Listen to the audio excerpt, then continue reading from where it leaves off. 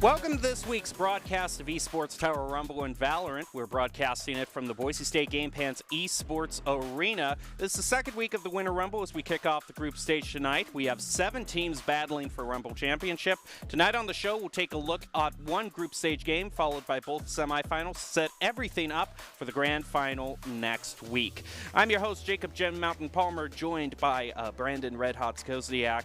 And Redhawks, this is going to be quite an interesting setup that we have for tonight, because I think we should kind of let everyone know that, you know, we're playing on a slightly older patch for some of these matches, in that Neon's not going to be available. The Ares is still very much a threat, and we're going to be playing on some uncommon stages. So a lot of stuff like the complacent tonight should be warned, is what I would say. Yeah, I agree. I think, you know, Neon not being in yet is obviously fine, I think, because I think people are still obviously kind of picking that jet and they're more comfortable with that kind of thing.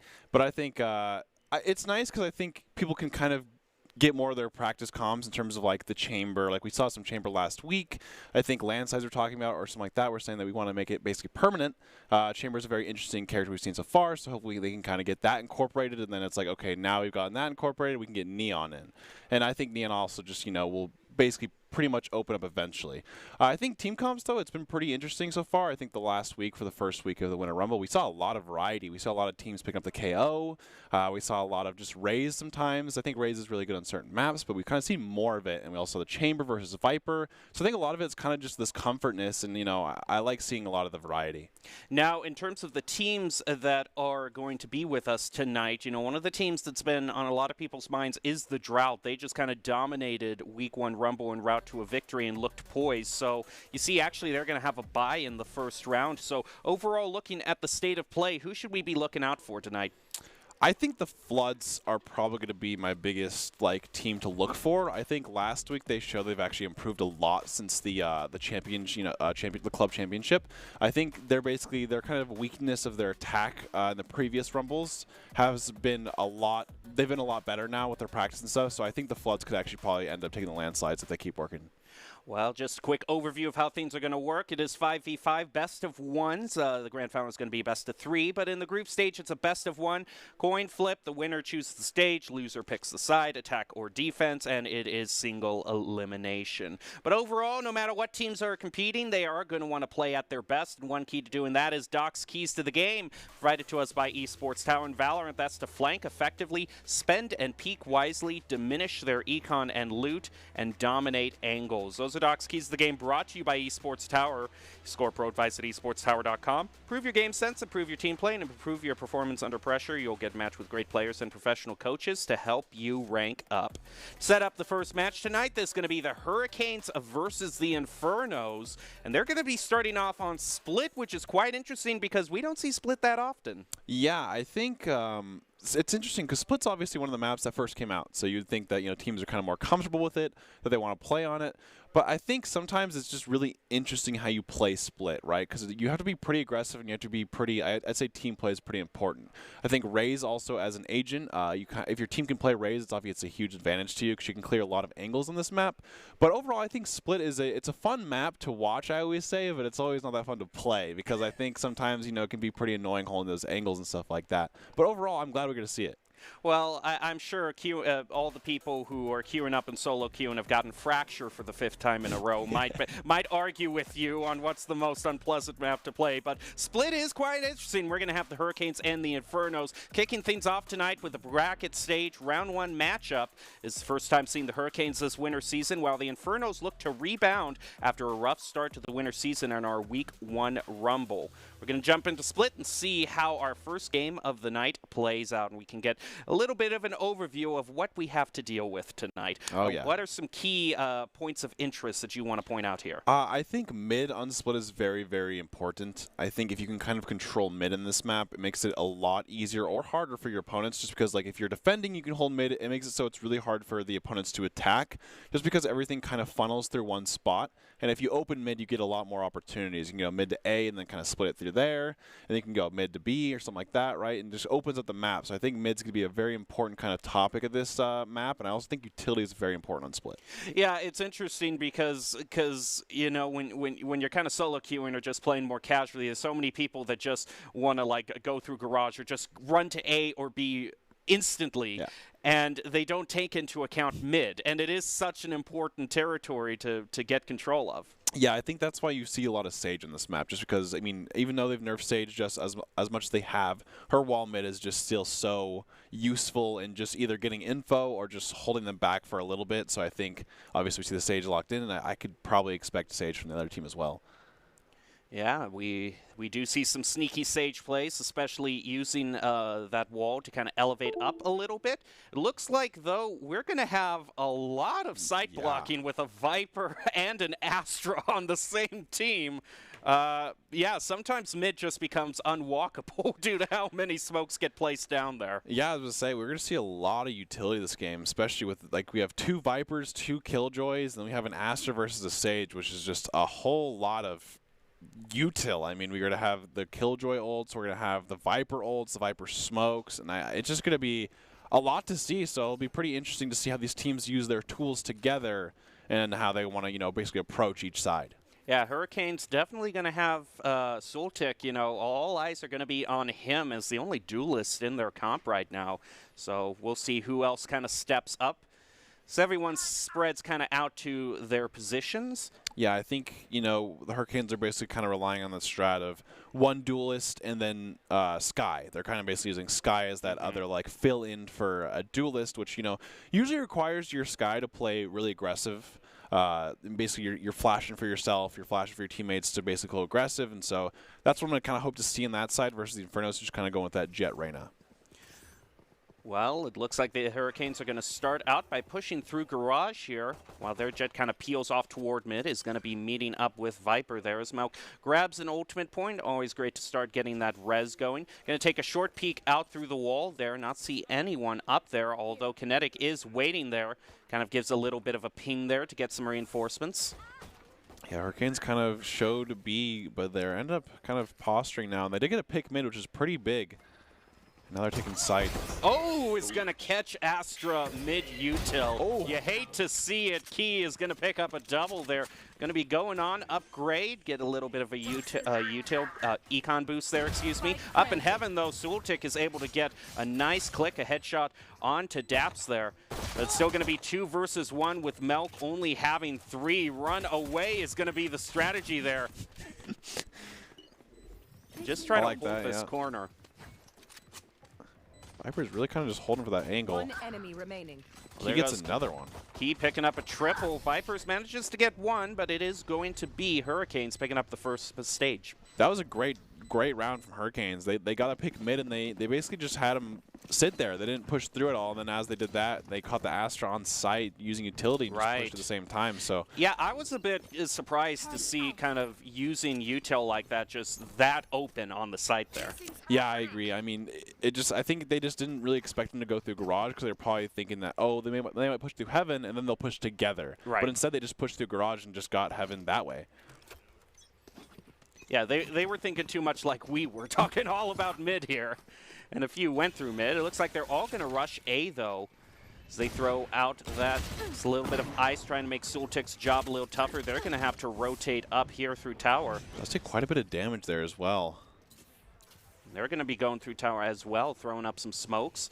The Viper's going to make their job a little tougher. It's holding a very tight angle here. Trying to take out Melk, but it's going to go down to 8 themselves. Reskin is able to take out Zed. Evan Kinetic is next. It is still 3-3, though. Do some great work by the Infernos defending. They're now down to 2-3. Vipers has a flank, but unfortunately there is a Killjoy tower right there. Turret.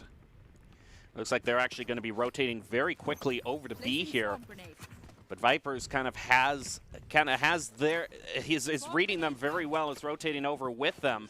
They're going to try to hold multiple angle here. Vipers peeks out, trying to get a pick off here with the classic, a few dinks here or there, but it's going to be hard going up against that Scepter. It's going to catch Reskin off, and Sultik isn't able to get the flank on him. So now with Vipers at low health, doesn't look too good for the Infernos this round. Yeah, absolutely. Vipers at 8 HP, and it's probably going to peek, yep, and just get And that's kind of expected. I mean, Infernos obviously are full saving there. Hurricanes had a bye, but at this point it's a 2-0. It's a good start for the attack, I'd say. You kind of always want to, especially if you're playing split. I think if you get some, like, you know, some, I guess, momentum running from attack, I think it helps a lot more and feels a lot better to kind of get that going at the beginning. Just a quick look. Infernos is kind of saved up. They're going basically all Vandals. Yeah, I was going to say that. Yeah, I was looking at that. 5 Vandals in this map, which I've always kind of considered Split as more of a phantom map because there's not really that many long angles. But, I mean, obviously, I think a lot of the time it just comes down to comfort. And so they must just be a lot more comfortable with if you're very good at clicking heads, you know, nothing is just going to beat that one tap. Zed is actually holding the angle very closely. That eye is going to try to force him back, but he still maintains the sight line. So that Astra Smoke is going to help keep at bay the Hurricanes' attack. Yeah, and Devon's just going to hold this angle here, using some utility out of the way, but they know at least, you know, they're there. Daps, once again, has just always been kind of playing this mid very slowly. I think just kind of waiting for basically people to kind of get out of position or not expect them, and just to open it up a little bit.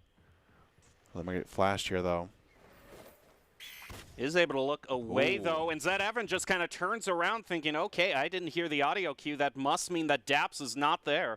Oh, he's taking a look on the door there. Daps able to take him by surprise, able to get the first pick. Yeah, huge pick by Daps to get that Vandal as well now, and now they can get onto site for B here as all 4 of them go onto site.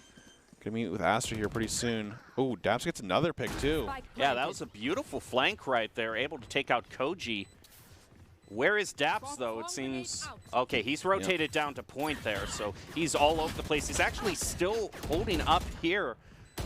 He's holding up on rafters. Viper is going to be able to pick him out. It is now 2-3. Hurricanes still trying to defend their spike. Work cut out for the Infernos, especially with Sultek picked out. It's going to be all down to Vipers again. Oh, just like that. And that's going to be huge here for Hurricanes because they're going to get 2 Vandals on the side of them. And then, like, you know, Infernos have to go back to saving again.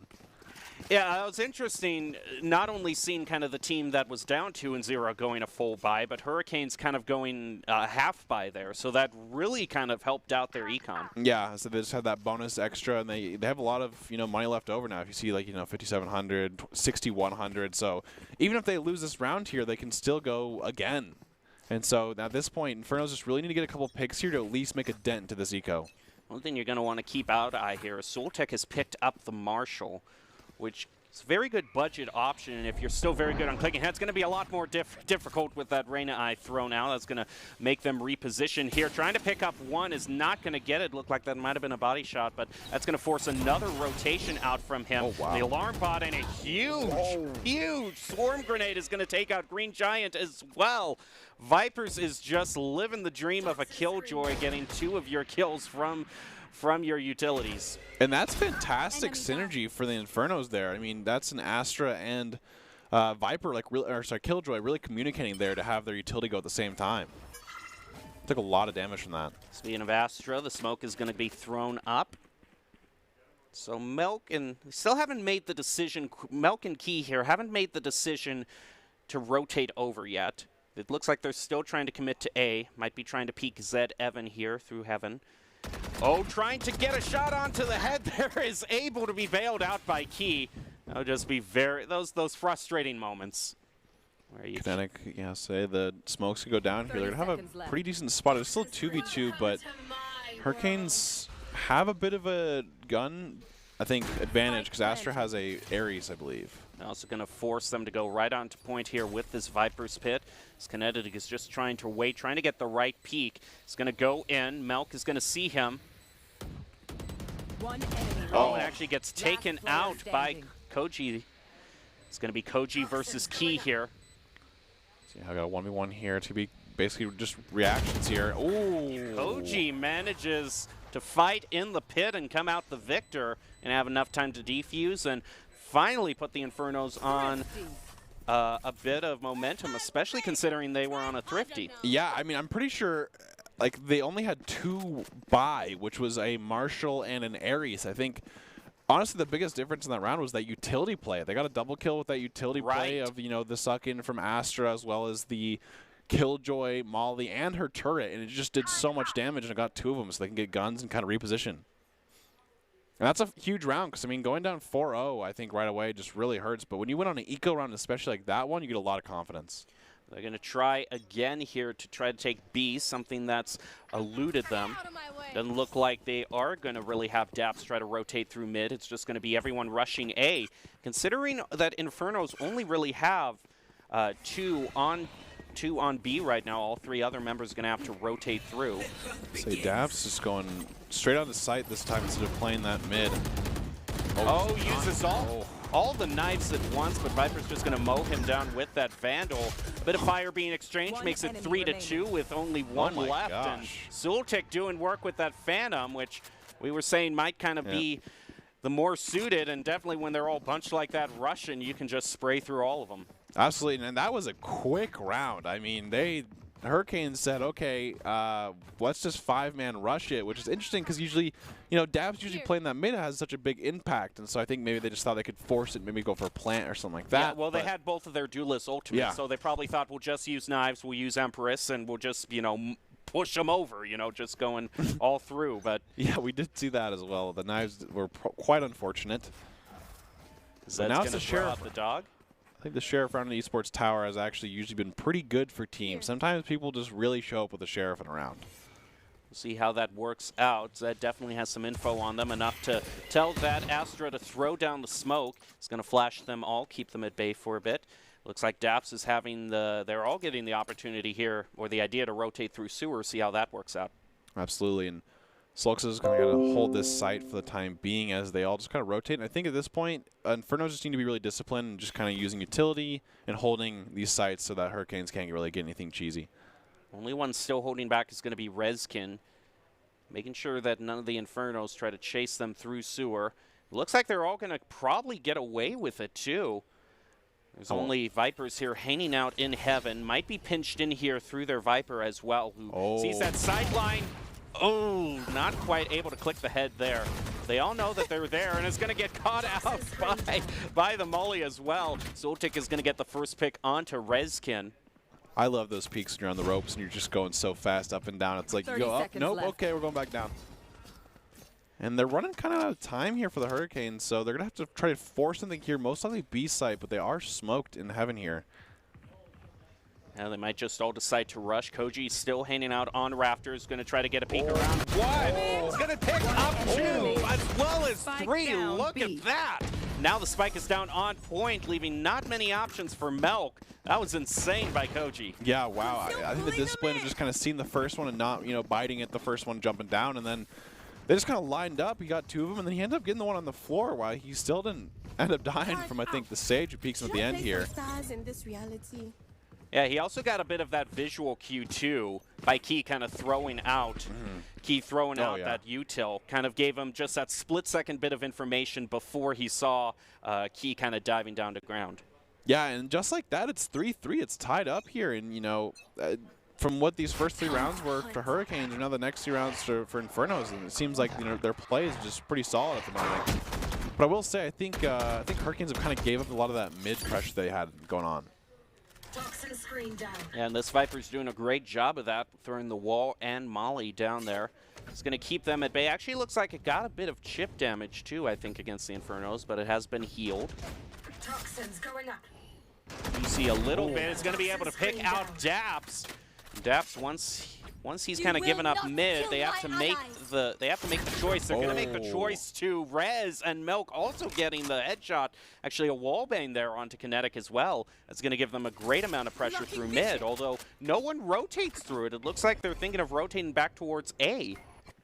Yeah, I think that Astra just having all that stuff going on, they're just like, you know what, it's not worth it. We're going to go to A here. Yeah, you get about 30 seconds. Ooh, Zultik catching them off by surprise is going to take out Daps. Also has Zed Evan backing him up, is going to throw out the Seekers. Take out one, going to use those to kind of get kind of a pseudo double peek there. 30 seconds left. If they can just kind of hold them, it's going to be really hard for Hurricanes to actually get on site on time. Yeah, sometimes it's just holding them out through enough time. And they're just rushing to point. They really haven't dealt with the Infernos, who can still flank them from behind. The Jet is still hanging out there. As we see, a lot of members have rotated up towards the heaven here. 10 seconds Jett is going to left. try to flank them out from the right here. Going to take out that Killjoy turret. Defender's Killjoy is thrown out. And a counter Killjoy ult is also going out. The attacker's one as well. One It's enemy remaining. 2v4 here. That's going to be all of them taken out. Wow, that was an intense, you know, last 20 seconds of that round. They kind of just got on the site, planted, both Killjoy ults coming out there, and then I think it just shows, though, Inferno's just had basically no hesitation and just was like, okay, we're going to clear the site and then get their attack Killjoy at the same time.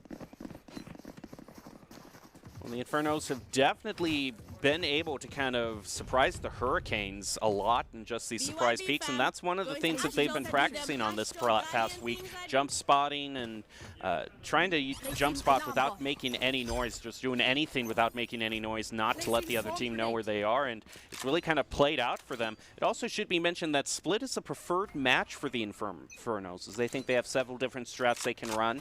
I think they're very good at taking and holding control on sites. Yes, I think once they kind of settled in a little bit to kind of figure out, okay, guys, hey, let's do the strats that we know and let's hold like we can. And I think ever since they've kind of gotten that down, it seems like they're doing a great job there. Looks like Daps is trying to bait out any sort of shots here from Key holding down mid. They're going to rotate up through the Viper wall. I've also noticed that Infernos have been swapping sites a lot. Vipers is now playing B this time, whereas Astra has usually been kind of playing it here, so I'm kind of swapping things around. And look at Melk unstoppable with the Spectre just going right up to ropes and taking out Soltech. Vipers gets the first pick from Infernos to bring it down to 4 and makes them drop the spike as well, so it's at least going to have that sideline, but they're just going to get walled right off there. Tries to take a fight with Daps up on rafters, but isn't going to win that one. Now it's all up to Zed at full health and with a few flashes and a prayer. Yeah, I thought it was pretty funny how they just walled him in the corner. Yeah, we're not going to deal with you right now. Yep. Sounds about right. And Melk, I got to really say, that was a very aggressive play, just going right up through mid there and peeking all the way towards ropes. It worked out for them. Yeah, absolutely. I mean, Hurricane seemed to just kind of rip through that mid there and didn't usually do what they, they kind of went with the mid push into B rather than going garage at all. And they had Infernos, like they swapped sites and stuff, so I think having that Killjoy over there, and they just kind of took advantage of that mid where Astra kind of, now going back to that B site here. And it was working. The thing that worked out for the Infernos was seemed to have that Viper mid, but it seems that they're kind of just really swapping the mid roles a lot here for the Infernos. It's kind of just, each person is kind of holding a different, round. Zed, Evan, and Key both holding A points here. That dog gave them the information that basically a lot of the members of the Hurricanes are all just going to be rushing A here. So they try to rotate up through main, going up the ramps. All 5 members of the Infernos have also rotated over those Astra Smokes, doing a really good job at holding the Hurricanes at bay. It buys them so much time to rotate. Here. Yeah, I think they're just going to hold this side here. Oh, great pick by Solix. Yeah, I didn't even notice he kind of purchased the op there, but now everyone knows. Viper is taken out to kind of even it up. Makes A a lot kind of harder to push through with all those long sightlines on it. And it seems like the Hurricanes have kind of know that lesson, and they're going to rotate off through sewers trying to put B into the mix. Yeah, they kind of walled off A main there, and it seems like they're all just kind of sprinting, but they might. Okay, yeah, they are going to go B. I was wondering if they're going to kind of go this mid play. And Daps is just kind of playing this flank angle. If he can get a good flank on the site here. Especially considering how Soltic has this op here. If they're able to get a good flank onto Soltic and maybe at least take the op, like if they don't win, they can at least take it and save it and take it out of the hands of the Hurricanes. Viper's Pit is also coming down here as well. Well, he is going to rotate very slowly through it, trying to catch Kinetic off guard here. One enemy remaining. But he's going to... And it looks like Green Giant, well, we've just been watching Daps kind of take a casual walk through here. Green Giant's been doing all the work, picks up a triple. Yeah, I was kind of wondering. I mean, Daps is kind of more of their insurance policy, I think, for the round, which is, he'll have them sneak behind him. And, if anything goes wrong, you can just clean it up. But it seems like they didn't really need it. Hurricanes, I mean, the Green Giant did a great job there, just kind of holding, getting a 3K that round. And game is just going back and forth. Well, the coaches have really been, talking up Daps here with the ability to pop off as a top fragger. And so I'm kind of waiting for that play. Unfortunately, the first knives they had kind of whiffed, but they're going to be 1 point away from getting knives here. They're also going to have a Res and a Viper's Pit to kind of push through here. It looks like an unexpected rush with Inferno through B, but it turns out horribly wrong as Melt picking up a double. Daps is going to also get a wallbang there onto Koji. And all that's left is Kinetic, and I appreciate the turnaround, but that is some quick reaction time for the Hurricanes. Yeah, wow. I mean, I guess, and wow. Inferno said we're attacking this round, and they just went crazy. That's why you have good communication with your team right here is for something like this. And look at that play, especially using that dash so well as a Jet, being able to get your pick, get out of there. Absolutely. I don't think we're going to be seeing any more of that, but it is 4-6 now in terms of Hurricanes. There's 2 rounds left in the half here. So you lost that round. Yep. You brought 2 of the opponent's ults online as well, so we're probably not going to go that route again. Looks like we only have 1 member really holding up in heaven here, trying to take a sightline onto mid here. Through the ropes, though, they're going to try to rotate. Zultek tries to rotate, is going to be taken out by Milk, who again takes that peek, waiting for anyone else to follow through on ropes. Say, Milk's actually gotten a lot of first bloods, I'm pretty sure, this game. They're doing a fantastic job of getting 1v1s and winning them. And it's always good, you know, to have a Sage that can get those picks, with the Res being, you know, such an important ultimate, being able to consistently charge it up. Right now, it doesn't look like they're going to need it quite yet, as it is a 3-5. Looks like the Seekers were thrown out by Zed Evan, going to kind of give him a little bit of information to plan his next play. As Viper tries to peek through mid here, a bit of a dry peek there as well, and is just going to get punished severely for it by Daps. Absolutely, and it's a 5v2 now for the side of Hurricanes. And Infernos, I think at this point you just try to get maybe a couple picks if you can. Well, he isn't going to pick up the blinded there from the Hawk, so that's going to make this peek a lot more hazardous. He's just going to try to go through it slowly, and he's going to wait for him, mow him down with the Scepter. And a flawless for Hurricanes, who are really pulling out a huge lead here. Yeah, and it's now 7-4 for the side of Hurricanes. I think this is going to be a big round for Infernos to maybe get a possible win here. I think 7-5 is probably a lot better for them in terms of attacking. But, you know, Hurricanes is doing a fantastic job of, you know, even though they kind of got in that rut there where it was like 4-4, I think it was like 3-4 at one point, but they came back and now they're just basically back to playing as aggressive as they were. Ooh, and I actually see a Bucky being brought out. So maybe a bit more of a cheeky strategy from the Inferno. Zed Evan going to hold a very close angle here. He's going to throw out that dog. That eye's going to give him plenty of information that he needs. He's just going to wait up here, trying to catch them as they kind of... 3 of them are kind of considering going up through mid here, and they're going to use that ice to try to start that play. We're going to see if he can catch them off guard, and still 6 ultimates online right at halftime, so a lot of X's bound to be pressed soon. So I'm guessing Hurricanes are probably going to start ripping a lot of ultimates here together, probably starting with the Killjoy and then kind of playing that post-planet Viper's Pit. Going to throw out the one-way smoke there. Master Smoke also going to kind of commit them a little bit more to pushing through mid here, as Daps is just waiting for the right moment. And Zed Evans with this Bucky, it's just going to get walled off. Unfortunate. So now he has to think if he wants to rotate or try to break it down.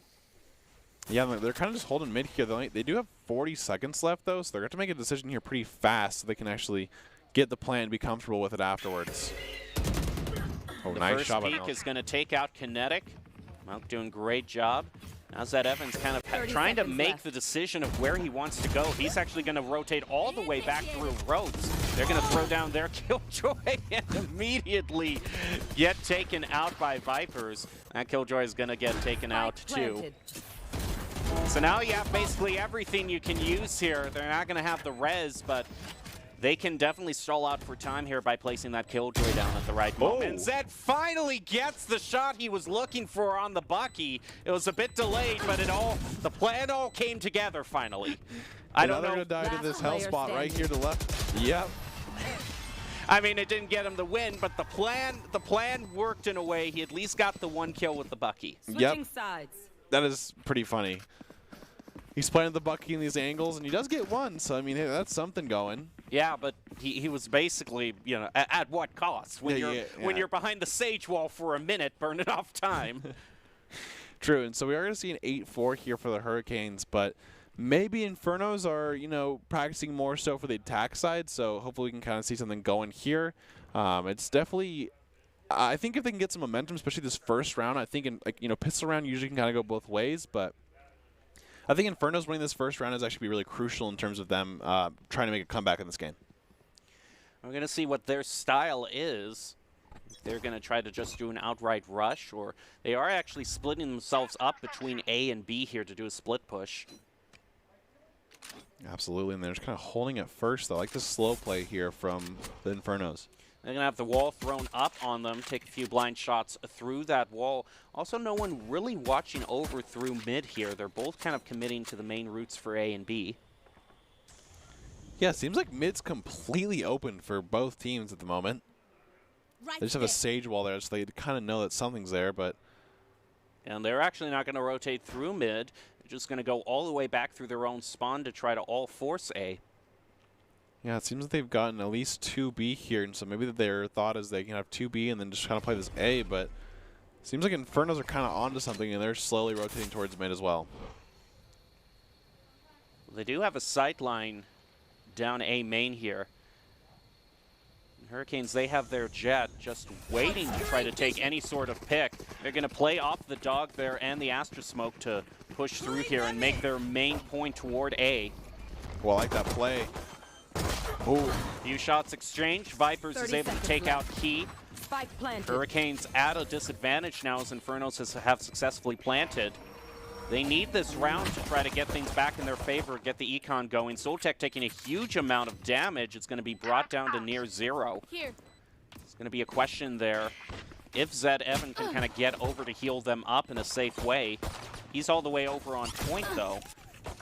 Absolutely. Oh, Green Giant gets another pick on there. Oh, and Tyson from Koji there. One enemy remaining. Now 4v1. Yeah, a good double from Kinetic is going to allow Zed Evan to pick everything up. That was probably one of the most, slow pistol rounds we've seen in a while. Yeah, they were very kind of apprehensive when they pushed through A there. They were really waiting to wait there. They left both options. They actually did a split push at the beginning, leaving A and B kind of open as an option here. I don't even think Inferno's even thought about mid. I think they just sent 2 to B site, had 3A, and they just kind of called it there. And they were like, you know what? It's not even worth for us to send someone there. So I wonder if they're going to kind of keep that up with that strategy or, I don't know. But well, the one advantage that they have, trying to kind of go toward point is with this confined Viper and Astra, they can basically close off any sightline that Hurricanes are going to try to take against them. Seems like we're see a quick pause or something like that. I'm guessing something along of someone DCing or something like that. So maybe it's a good thing for them to kind of get a pause and, take a second and say, all right, what are we, planning to do here? It is the second round, and I think, Infernos are most likely going to upgrade here. So I'm guessing we're going to see some Ares, some more Spectres. Right. We haven't seen a lot of Ares this round, too, kind of just going back to kind of just picking up the Spectres that we all know. Just a quick reminder for these teams as they take their break, some of the things you can do to play a bit better is to flank effectively, spend and peek wisely, diminish their econ and loot, and dominate angles. Those are Doc's keys to the game. Brought to you by Esports Tower. You can score pro advice at esportstower.com. Improve your game sense and improve your team play and improve your performance under pressure. Esports Tower takes the time to match you with great players and coaches to help you rank up. Absolutely, and it's just bringing all these teams together at the end of the day, and I think it's pretty fun to see these guys, these people basically improve as a team throughout these weeks. So now it looks like we're back into it here. Actually, no, okay, I spoke too soon. It looks like the Ares are indeed being brought out here. Yeah, so we're going to see 4 Ares on the side of Infernos here. Going to take the site pretty fast, it seems. They're just going to force all 5.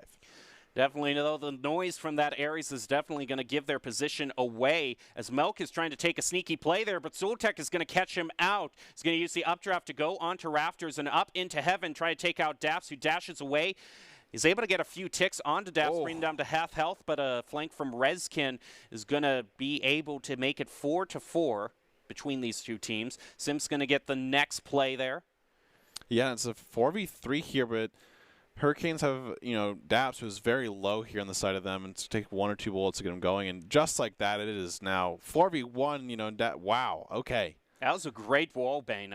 I'm pretty sure 3 out of their 5 kills were wallbang kills. With the Ares. I think they just sprayed them down and we're like, all right, well. I mean, remember, it's not the Odin, but it still has that high penetration stat. So it's very great for getting wallbangs, especially when Riot made it very powerful in the short moment in history. Yeah, I also think, especially with no armor that round from the Hurricanes because they're full saving and stuff like that. Or sorry, the Inferno. No, it was those Hurricanes. They're full saving and honestly just makes it so you just pretty much die pretty quick if you don't have that armor, especially against the Ares. Well, after they lost the first round, this should be the bye for them. Soltech has brought out the Marshall. Yeah, I think they had a Spectre last round, so they're still kind of just buying for this, but obviously Hurricanes are going to have a full buy here. Reskin waiting for the peak, but is going to meet a lot of them at once. Throw out the eye to try to get away and reposition to a more safe spot. Looks like the Infernos have gotten the word and are trying to rotate over to A here as Melk is hanging out in ropes. Doesn't want to give his position away, but doesn't want to be too slow. Alarm bot's going to be triggered on him. He manages to pick up one against Vipers, but Koji answers back, making it 4-4. Yeah, and, they kind of have that. Remember, Hurricanes have that gun advantage now. They have all these Phantoms and Vandals comparatively to their Ares, and I think they have one Marshall. So Green Giant kind of has angle here, but if they get a couple for this site, they can get some things going, but great Viper smoke. Ooh, Solix gets a headshot on the dabs. It's huge for them. Yeah, the smokes have just been so oppressive every time the Infernos push on to point here. It looks like they have all set up, trying to get a headshot, but Spectre beats Marshall most times out of the day, and Key is going to even it up to make it 3-3. This is going to pay some of his health, though. It's down to half health. And Koji is also a little bit, is not full either, is going to be at 70.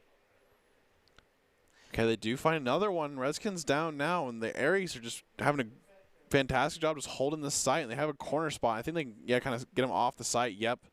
And Kinetic is just going crazy on this defense here, and he gets 2, and they win the round. So huge for the eco for Infernos. They're really bringing it back now. They have basically 3 in a row. Yeah, I think they have full Vandals and Phantoms now where Hurricanes are going to have to save once again.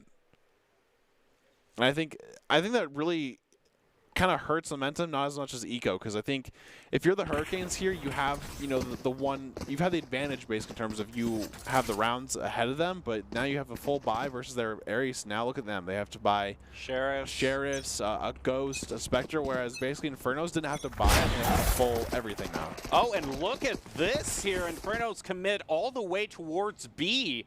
Whereas the Hurricanes just kind of mirror them, are going to take A with no fight whatsoever. I think they just kind of say that, we don't have the long-range weapons to contest A right now, so we're going to go for the flank route. I actually am a big fan of, if you're ecoing and stuff like that, to just kind of 50-50 coin flip in terms of, okay, well, if they are going to come here, at least we can trade, but if they're not, let's just 5-man, kind of run it over and just see how it goes. And now you can just kind of go into sites and just hope that, maybe you get a pick or 2 and something like that. Yeah, you're not going to beat the Vandals. They're down A main. Well, here goes Sultik, is going to try to use that Phantom to good use. Is going to try to pick up the first shot against Key, but it's going to take more damage himself. Going down to Wood with the shot through the wall as well. He is not in a good position here. They're going to get the first pick there, and this eco round looks like it's actually looking to be pretty good for the Hurricanes. Only Kinetic picking up 1, but it is 4-2. Koji is now doing a great job bringing it back with a double, and is going to pick up a triple, and ultimately the Phantom wins out. But he's going to get a win. No.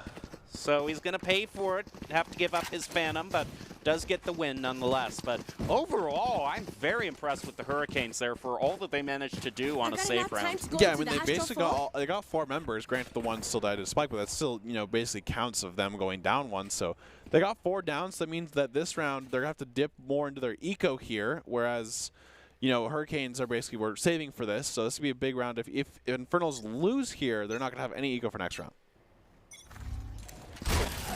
This would be a big round, I think, for both teams here. This is going to be really kind of a sway for at least a couple rounds here. It's 8-8. Oh, Daps is very low. Oh, through the smoke, Sultek picks up Daps. Now the Hurricanes are going to have a very tough time holding this. Basically, with the combined Astra Smoke and Viper Wall, they're able to block off basically everything for A and force the fight up here towards Heaven. And he catches them off guard here, too. Waiting for the spray transfer. Only going to take 1, though, away as Key and EXL are going to fight back. make it a little bit more takeable. Actually looks like they have just enough time to rotate off toward B here, and that's what they're going to do. Yeah, Infernals are actually just going to rotate out, and the thing they're is, just keeping him there. Are going to throw out the swarm grenade, so it does look like they are wise to the fact that there is a rotation over towards B here. Going to throw out an alarm bot, a little bit of a swarm grenade where they plan to place the spike. Also throw out the Viper's Pit, making it that much harder for the Hurricanes to take this point back. They've yet to plant yet. Okay, so they finally got the plant down. 30 seconds left. Oh, he probably... Oh, now my gosh. that is interesting. I'm going to have to talk about that, but there goes Melk taking out one. Viper's Pit still active. Soltech with a flank that was going to take them. Okay, the thing that I found was so interesting was he went for the plant first off, but it seemed like there was probably some communication said, no, I placed a swarm grenade over here, plant the spike over here, but that gave Melk enough time to be able to kind of catch him off guard. Yeah, Milk just kind of just shoots in the standard spot. Sometimes you shoot through the smoke and you get a kill and you say, okay. But thankfully they had Solarx kind of on the flank, so he just waits, gets both of them, and they win the round. And now it is 9-8 towards the Infernos. Five wins in a row for the Infernos. And, I think this is the practice coming in here. I mean, they've practiced on this map, and it seems like they've been practicing for attack more than anything else. Knives brought out by Daps, going to take a quick peek through A main here. A few sheriff shots exchanged, as it only really looks like... Okay, it does look like they have two on B with Melk trying to hold down this sideline. It's going to take a lot at once, unable to get the headshot as the Killjoy is thrown out, and Hurricanes are going to be forced off the point here as Vipers and Soltech take out Green Giant and Melk. There's no one left on B, so they are all clear to plant the spike here. Absolutely, and Inferno's just kind of use the kill right away, get that going, and it's a 4v2 here. I don't think Hurricanes are really going to use the ult here. They are in a save round here, so. Both members in alley are going to try to take any sort of play that they can, waiting for the right moment. They do have the Viper's Pit if they can use it to try to block off those sidelines and give them a more clear path onto point. They're taking out some of that Killjoy util, but as soon as they peek around, Vipers with the Vandal and the headshot picks up a triple. And Infernos are just kind of going round by round. It's 10-8 now, and I think Hurricanes did save last round. This is going to be a big round they're buying now. And if they lose this round, they have to make a decision in terms of, hey, do we buy again or not? So I think this would be another big round. I think a lot of these rounds are going pretty quick now too, Jim. I think, they kind of started the game, or even halfway through, we're kind of going slow, playing each side, but now they're starting right away. I think it's not only just the pure sight denial that this Viper and Astra combo gives to the Infernals, but it's also the ability of Soltech on these kind of one-on-one fights on these flank routes to be able to just win them so consistently that makes the Inferno such a potent force here on attack. Absolutely. This is a great counter ult by Green Giant as long as they can kind of just get it off, or at least they're getting him off site for A now. So that Dissipate is basically effectively nullified. That's a really good thing that they can take out of the equation as they're going to go through mid here at Viper's wall. Key tries to rotate. He does not see here, though, the flank. Oh, I'm sorry. That was the camera. I thought that their jet was doing something insane with the updraft. My bad there. I apologize. Now they're going to have the Seekers coming into sight here, but there's a lot of utility on the site. He is going to take a bit of damage. Zed is going to pick up two. Is going to go to a triple. Actually might be seeing the first ace here. He does get a blinded onto Heaven. He knows where they are, trying to get a sneaky sight line onto a headshot here. This Green Giant and Milk have the upper. He's going to not be able to take out one. They are able to get the flank, drive it down to 2-2. Last player standing. Oh, man. It sucked there because Green Giant was actually falling. Trade. Oh, my gosh, the turret kill, though. Yeah, I was about to say Viper's very low on health. The turret picked that up, but overall, great job by Viper. Now 11-8. Yeah, 11-8, and the thing that sucks here is Hurricanes actually do not have very many credits at all, so they're probably going to save here and then play, 12-8 or something like that, and then try to tie it after. Although Reskin, I guess maybe their idea here is Reskin, I think, has Empress. So actually, they don't. They did use it, so I don't know what if that's miscommunication, or they're just all force, or I don't know. I guess we'll see. Well, it definitely looks like a rush on A here as they just going to dash right through main. Going to try to take Rezkin up in heaven as well as Dabs, who's rotating out to get main. We're going to see the one-on-one here. I said Sultek consistently wins these one-on-ones in the flank route, and that's what he's doing. Picking up a double as well. Now has Daps in his sight. Daps going to hide out in the corner and is able to stop Sultek in his tracks, along with Melk also doing some work. Brings it back to 2-2. Hurricanes still have a chance here to defend. They also have a res up as well, so they can kind of get a res in heaven or something like that. They can actually get something going here. Yeah, there are some safe reses. Yep. That can be. Green Giant playing 1v2 here when he has two basically waiting for him as well. Killjoy, they have the option to either wait it out or just go on to point. They're going to have to push it over. Oh my god. There you go. That's a great play by Melk. Being the hero on the Sage with the res and a quad. Hurricanes don't want to be counted out quite yet. Thrifty. And that's a huge round by Hurricanes, especially since the beginning. It just wasn't looking in their favor at all. I mean, Rezkin had the only gun in their team and just gets picked quite, instantaneously at the beginning of the round. And Milk just has a it looks 4K like they were, for the round, just went crazy. Yeah, it looks like they were actually lined up there. Like those were on the kill feed so fast that I have to believe that was like a collateral or something. I mean, yeah, they're so close with that. Milk just kind of hit him with the 1-2, and Milk's been doing a fantastic job on the Sage, just kind of getting picks when, especially 21 kills Sage, just popping off on that team. Well, Kinetic bringing out something a little bit different. The Odin now on the field, which is not a long-range gun. Nothing I would necessarily expect to take a main with, but we'll see how it works. If you have enough bullets, it can. Just the math is going to work out in my favor. The spray and pray will definitely work out. I like it. It looks like they're also going to be focusing on main here. Melk holding this very close sideline along with Green Giant. Daps rotating silently out through here, but is going to meet two who are kind of double peeking there. Didn't really have a chance as Kinetic with that Odin is also going to take out Key. Wait, okay, I'm going to eat my words here. He took him out there through a main, so don't tell him that it's not a long-range gun. He's going to do work on it. And just like that, it's a 4v3 here on the side of Infernos versus Hurricanes. And Hurricanes have been kind of doing a pretty good job of, picking up here. This would be a really big play here by Giant. If he has the knife out. Oh! Yeah, I was saying I don't think he was aware Zed Evan was up there. So now Melk is going to have to turn things around yet again, maybe pick up another quad. That's basically what it's turning out to. Trying to get some sort of pick, but it doesn't look like Zed is going to be given the peek out to him. Actually is able to just kind of casually walk across main when Melk isn't looking. Yeah, and it seems like they're just going to kind of, it's safe. Oh, wow, just waiting for the standing. moment when they rotate out. I think he was just giving up the round and just going for taking as much ego away from them as they could.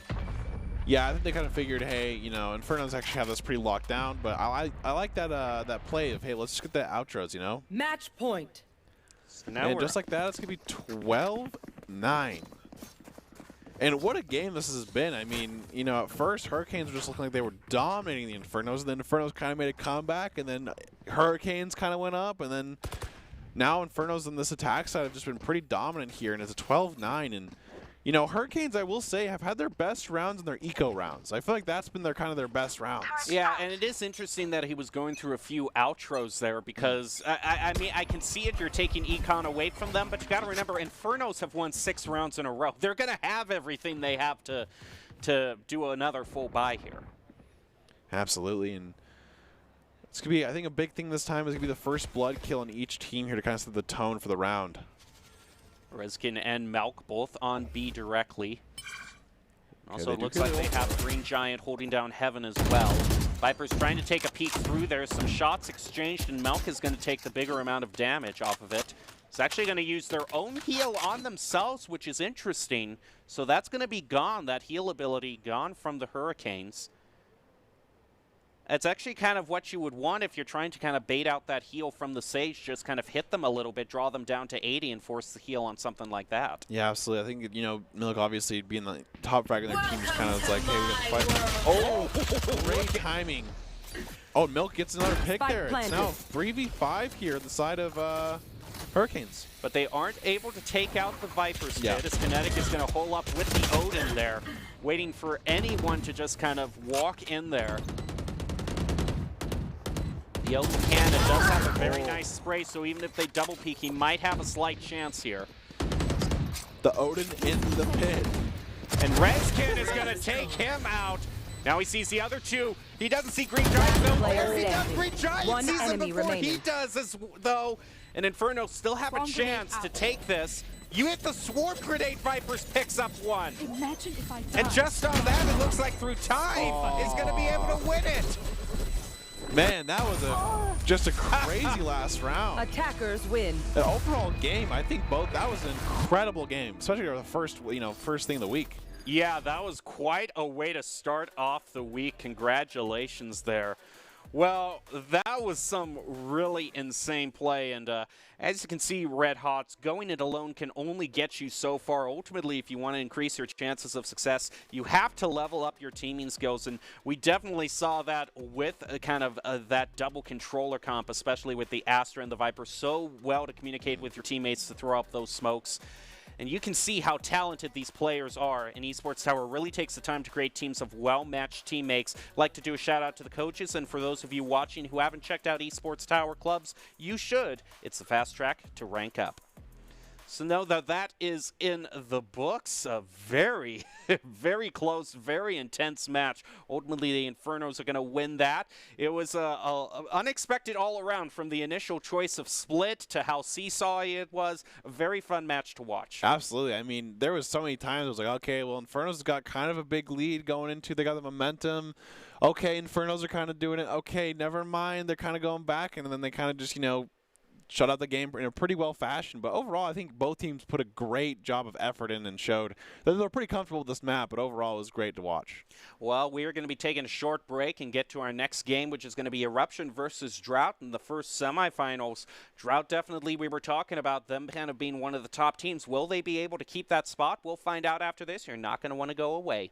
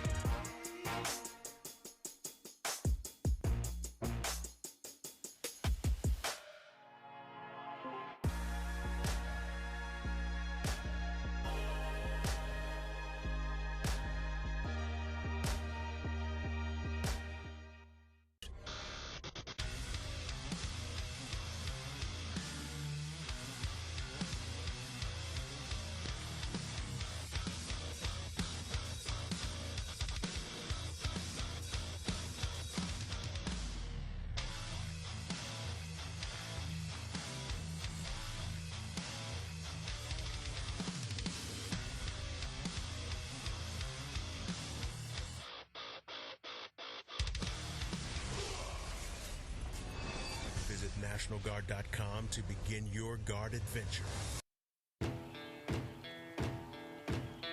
Here are a couple lessons I've learned over the years. Friendships come in all shapes and sizes. And always buckle up. Seatbelts save lives. That's a rule we can all live by.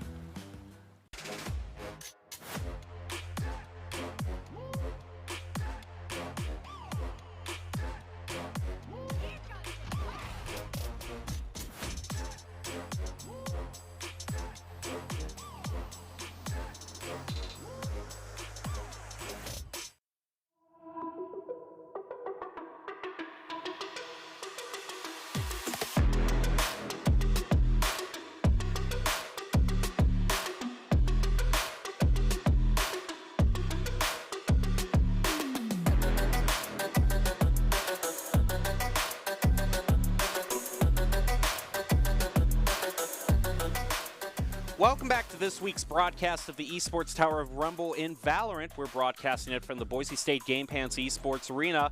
Welcome back to the Esports Tower Winter Rumble Week 2. We are about to kick off our semifinals in this week's Valorant Rumble. And up next is a semifinal match between the Esports Tower Eruption and the Esports Tower Drought. I'm your host, Jacob Jem Palmer. Joining me is Brandon Red Hot Kozniak. Before we talk about everything that we have today, Brandon, we just want to take a moment to congratulate all of our Esports Tower club members who have graduated from their clubs and have been offered scholarships across the country. Over the last 3 months, Esports Tower club members have received over $1.2 million in scholarship awards. These students have not only worked hard on their in-game play, but worked hard academically and have earned these scholarship opportunities. We could not be more excited and proud to see all the opportunities these players are getting, so congratulations to all of them.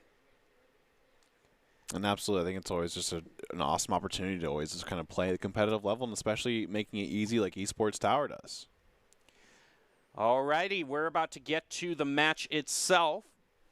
Eruptions versus the Drought. Now remember, the Drought was kind of the team that swept week 1, is going to get ready to play, and the Eruptions are definitely going to have their work cut out for them.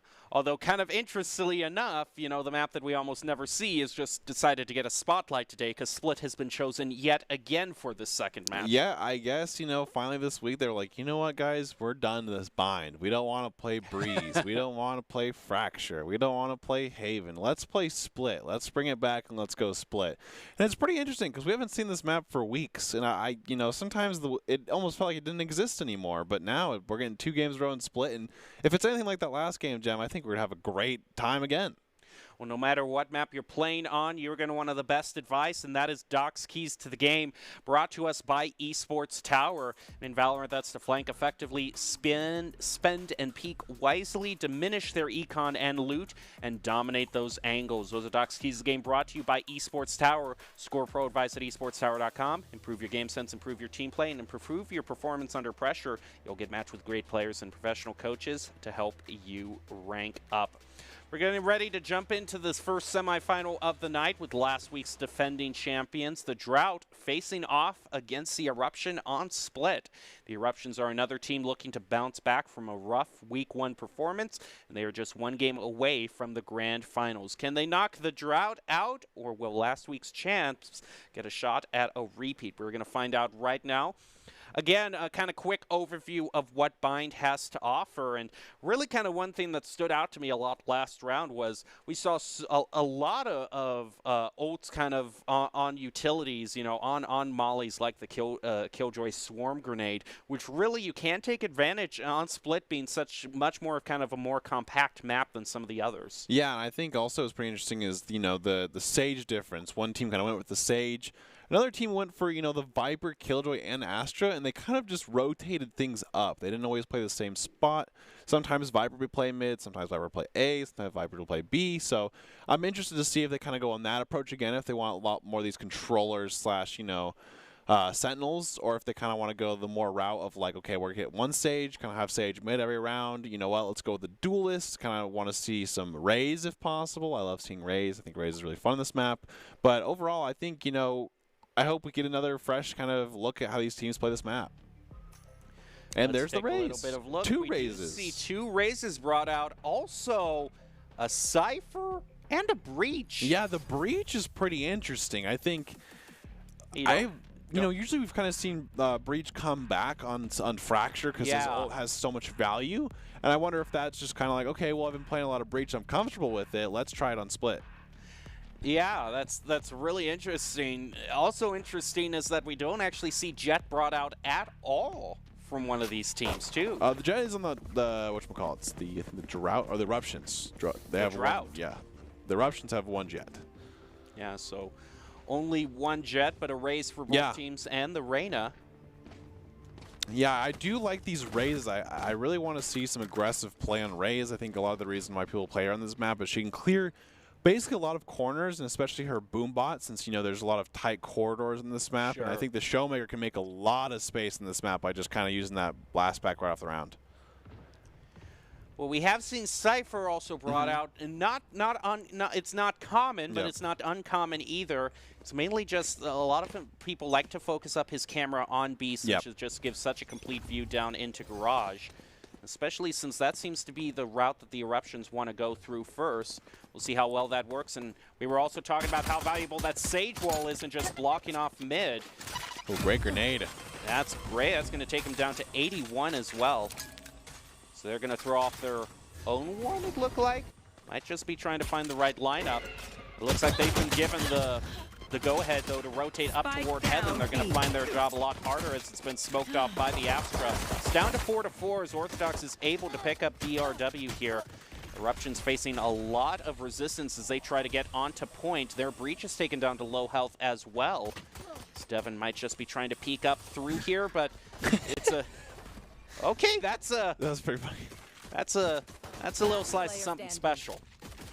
And there you go. Devin is able to take out their Breach, who's already very low on health. Quick headshot, though, onto Devin. So 1v1 scenario with Ellie having that overheal, so she's efficiently at, like, 180 plus HP. Oh, yeah, like that. Yeah, that was... Okay, that was pretty easy. He could have shot him in the toes there, and that would have worked out. That's the type of comms, though. You're always like, last one's super lit. Last one's super lit. You just gotta hit him once. Like, it's just that kind of thing going on in comms. I feel like that's just always happening, especially in like a 1v1 scenario. I was also really concerned for Devin there when I saw him rotating up through Heaven with a frenzy there. I was like, oh boy, this is gonna be a tough job for him. Taking a sideline that long with a frenzy. He has no fear. Absolutely, and we're going to see the Droughts take the first round here, so they're probably having that. The buys, the Spectres, and Ares, and Ellie's just going to peek this one with the Spectre, getting into the right side, actually. I wonder if she can kind of catch him off guard here. Although they've made no noise here, besides, looks like they made some mid-noise. Yeah, they have made, going to throw out that grenade. Oh, with oh the my gosh. two shorty shots is going to take out Boof. I love seeing the shorty be brought out, and it works out great. Vega also, with the classic, is taking out the Drought. Orthodox is going to answer back with the Spectre, though. That's definitely going to beat a shorty in a classic. But Romina is still alive with this shorty. He's going to try to take Orthodox on a sneaky route here. He's definitely going to hear that as they rotate down through ropes. Yeah, they're thinking get a gun now, but I think they're going to kind of hold this shorty for the time being. They might just do a rotate to B here. They know that no one's on site. Look, still with the Spectres able to take them out. Might actually be looking at an ace here. We're going to see how it works out. He does have the gun advantage and is at full health. That can't be said for the Eruption, so I think we very possibly can be looking at an ace here. As I speak, it was really low there in the mid. I think they're just going to kind of maybe wait and try to catch him off guard here, something like that. But, too bad they're on the other side. And Orthodox gets another one. Oh, and Cruz takes the ult away. Not takes the ace away. You can't complain. I'm still happy with the 2 and 0, but... See, is it a true ace if someone gives it to you? Yeah, that's true. That's what I always say. That's a good point. Because I feel like, and obviously I think, especially, when you're playing in a competitive match like this, you... yeah, you take the wins you can get. Yeah, because you don't want to be like, hey, give me the ace, and then next thing you know, you lose the round. That was some great play there on the shorty. Just 2 hops. I think about it. If I'm Boof, I'm so mad. Like, just randomly, you're kind of holding this angle, and you just get jump shortied again, and it's like, okay, well, I guess I got there. The Eruptions have now taken the strategy of rushing A, but they're going to meet a lot of util here from this Astra. Devin is just going to fire away with that Ares. Also have a few members up here in Heaven. Throws down the sight there and is able to fire through to get rid of Devin. The Eruptions have managed to get onto the point of plant, but Boof answering back with that Guardian is able to take out one of the members of the Drought, make it 4-4. Yeah, something that we don't really see enough, but the Guardian's a really good gun now, especially for its cost. Yeah, everyone was there goes Boof taking up one. That's going to be a very nice grenade, kind of pushing them off of the spike, allowing them to rotate and take out Vega, now Romina, and a quick defuse makes it 3-0 for the Drought. Yeah, I was saying, I think that was a great job, just kind of going with the Guardian there, getting your gold efficiency done, and I think Drought ended up buying a bit there in terms of not just playing a traditional bonus. I think they actually bought a couple guns there and went with that. The interesting thing that you were mentioning about the Guardian is that, yeah, it is a much better gun right now. Everyone was so focused on the Ares and the Spectre getting nerfed that the Guardian just kind of snuck under everything, saying, hey, I've gotten a few buffs myself. I'm actually pretty good. Yeah, I think it's really good, especially when it's like one of those things where 3 or 4 of your teammates can buy. So you can have like, you know, 3 Vandals, something like that. Then you have 2 Guardians because like they're really good for holding certain spots, especially. Well, it looks like a renewed focus on mid is going to meet a bit of resistance here with that Sage Wall thrown up. Oh. It looks like they're still going to try to make a play for it, though. Orthodox was kind of playing on top of that wall. Oh, he's holding the same spot, though. Boom. Didn't you learn last time? He hasn't learned his lesson. They're crouched this time. Like that. Oh, there he goes. Okay, he knows what he's doing now. Oh, here we go. Pick up 2, and the showstopper is going to be taken out of the air with a quick headshot by Rona. Oh, nice shot from Orthodox. That was so funny. It reminds me of like clay pigeons for like Boof right there. Like you go up and it's like pull and like, you know, it's like yeah. They're all finding the clay pigeon. It's just funny. That needs to be added to the practice arena. I'd like a clay pigeon. Yeah, but it's Ray's. It's Ray's blast packing and jet. Yeah, that's true. that sounds like a great idea. Maybe we'll okay, yeah, just need one shot of the body. There you go. I will say Orthodox on the Sage is kind of holding it down mid. Right, really. Especially since it seems like Eruptions are just going for a strategy of, okay, let's rush A this time, let's rush mid. Yeah. And they just run into so much utility, you know, whether it be the Sage Wall or all the Astra smokes. It's really hurting their ability to, you know, do the whole point of a rush, which is to take it before the other team notices. Yeah, they should have a buy now. I think this could be a pretty big round for them to kind of get things going. It seems like Eruptions have had a couple good, like, I guess, round opportunities. I just think sometimes they're not really getting onto site too cleanly. I think a lot of the times they're getting a lot of picks or something like that. So I'd love to see some, like, you know, more strategy to see what they execute for this attack side. Orthodox, you were talking about him holding it down. He's already up to 8-1 so far. Top fragger for his team. Here they're going to go through mid again. That's Sage using the wall. Orthodox gets some uncommon angles. Also looks like Boof is in their familiar spot. Ellie just waiting is going to take out the headshot there and a double taking out Vega. That just shuts down A entirely for the Eruptions, who now have to focus completely on mid. The funny thing is I'm pretty sure she's been doing that like every round, and she's just been waiting for someone to kind of just slow peek on the ramp. With a peek through the Astra smoke, Boof is going to get punished for that. Giving a little bit more hope to the Eruptions. They still have this Sage here. Orthodox holding down. Your top fragger is still holding down Heaven here. That Astra utility. Yeah. Oh, I guess Orthodox went, okay, maybe they just kept leaving, but yeah, they indeed didn't. Cruz is on site, though. Not going to get a blind, though. Devin meeting Mail is going to win that one-on-one. Drought still have the advantage here, 3-2. Once that smoke falls, Cruz just takes out DRW. All that's left is their breach holding behind that crate, and is not going to work out. Yeah, I mean, they had a lot of opportunities there, but it seems like, you know, Drought had the better gunplay there and ended up getting the best of them. And, you know, Droughts are up 5-0 here. Yeah. Yeah, Drought. I think we've seen a lot of good utility for the Drought in terms of, and this is great. I think this is a great timeout. I think, you know, if you're down 5-0 and you just can't get anything started, I think sometimes it's like, hey, you know what? We've talked about this a lot in terms of timeouts being a great job for just a reset on your mental in terms of, hey, you know what? We just need to do this. We're doing a couple good things. We want to use the good things right, but we also need to fix it with the bad things. Because it's not like they're losing 5-0 every round. They're getting you know, plants here and there. It's just kind of at the end, it kind of falls apart. They lose 2-0, and then it kind of goes from there. So what do you think the strategy that they're trying to bring into this with this Cypher and Breach pick?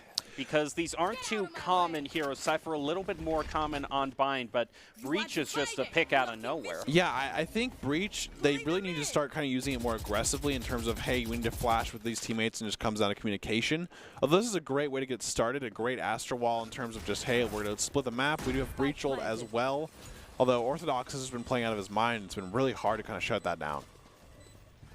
Vega's going to take a quick look through the camera. Ooh, an op thrown from out Boof. there. Yeah, Boof now has the op. I was wondering who was going to be the op since none of them chose Jet. Ooh. It's a lot more tricky, but Boof manages to make it happen with a double. All that's left is their Breach is actually going to throw out their ult there. Yeah, the In a ult for 1v5 is... That's, yeah. I don't see that working. He's actually going to rub it in by taking him out with the classic instead of the op he had. Yeah, and I think that, you know, they had a great on-site there, but I guess the breach ult didn't kind of come out or came out too late. And I think the biggest thing is there's kind of a disconnect in terms of how they want to use that utility together and stuff like that, because sometimes we kind of see the flash coming in after people have peaked and stuff like that. So I think all it really takes is them just kind of talk a little more and be like, hey, flash now, then we go. Flash this, then we go. Because Breach is an agent. You're not going to be top fragging as Breach. You're setting things up for your top fraggers. So it requires that communication you were saying. It's also like a Sky where you can kind of flash for yourself. Breach has a lot of distance, so you kind of need to flash for their teammates. And Boof. With a quick op shot. Does get the trade, though. That's pretty big. It does look like, were they able to pick up that op? They weren't, so now Mail takes control of it. Romana does have ult, though. So they can kind of get something going. I guess they're going to look to, kind of rotate here. They're going to see someone, they're going to see Orthodox mid here, except for there's a wall. Yeah. But still has the sound cue, so is able to tell everyone to rotate over to A. And here we go. They're going to kind of start coming to sight here. Devin is playing that really long angle with the Phantom. Yeah, interesting gun to try to take that lone angle there. Perhaps Mail can hand the op off to him there. Ooh. Nice shot there from their Breach. Is able to take out Devin. Vega also with a great headshot. I like that use of the of the Cypher ult. Going to give them a bit more information. As Drought, it is all up to just one. And Cruz with a sneaky angle there. He's going to try to start. Seekers are going to be useful. They have to keep in mind, though, that Mel has picked up this op, and that is not but it goes on to him, able to give Cruz enough time to rotate onto point. Oh, he's just going to actually rotate around, though. He's going to merry-go-round him. Doesn't have a whole lot. He's going to miss the op shot. He's going to take him out. Why did I sign up for this shit? He is going to be able to get it to half there. Oh, 1 HP. Wow. Right there.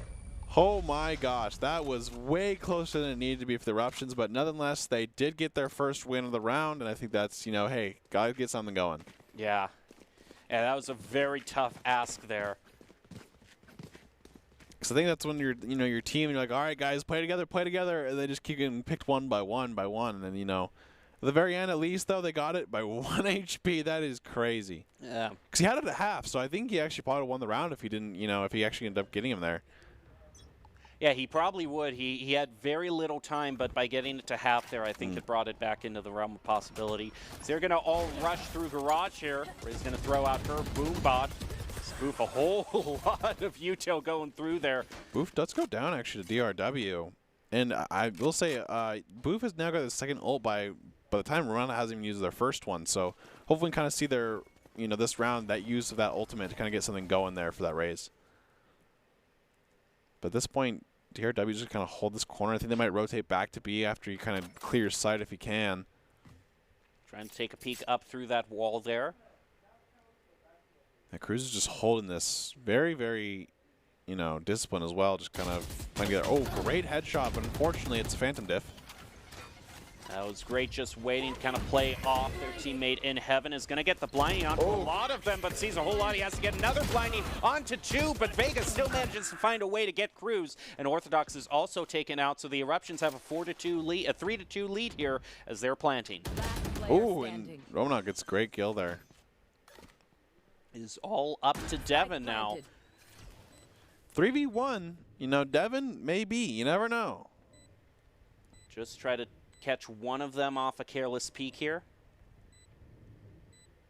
Yeah, I could peek that a little bit to see him, and does a lot of damage though. Actually, less than I would have thought. Great He's concuss. only at 77.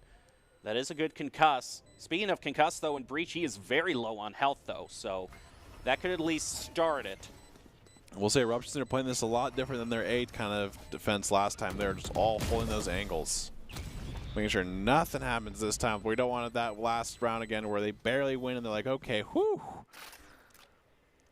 They're able to get the win soon enough there that Spike isn't going to take away their guns, so that's also very important.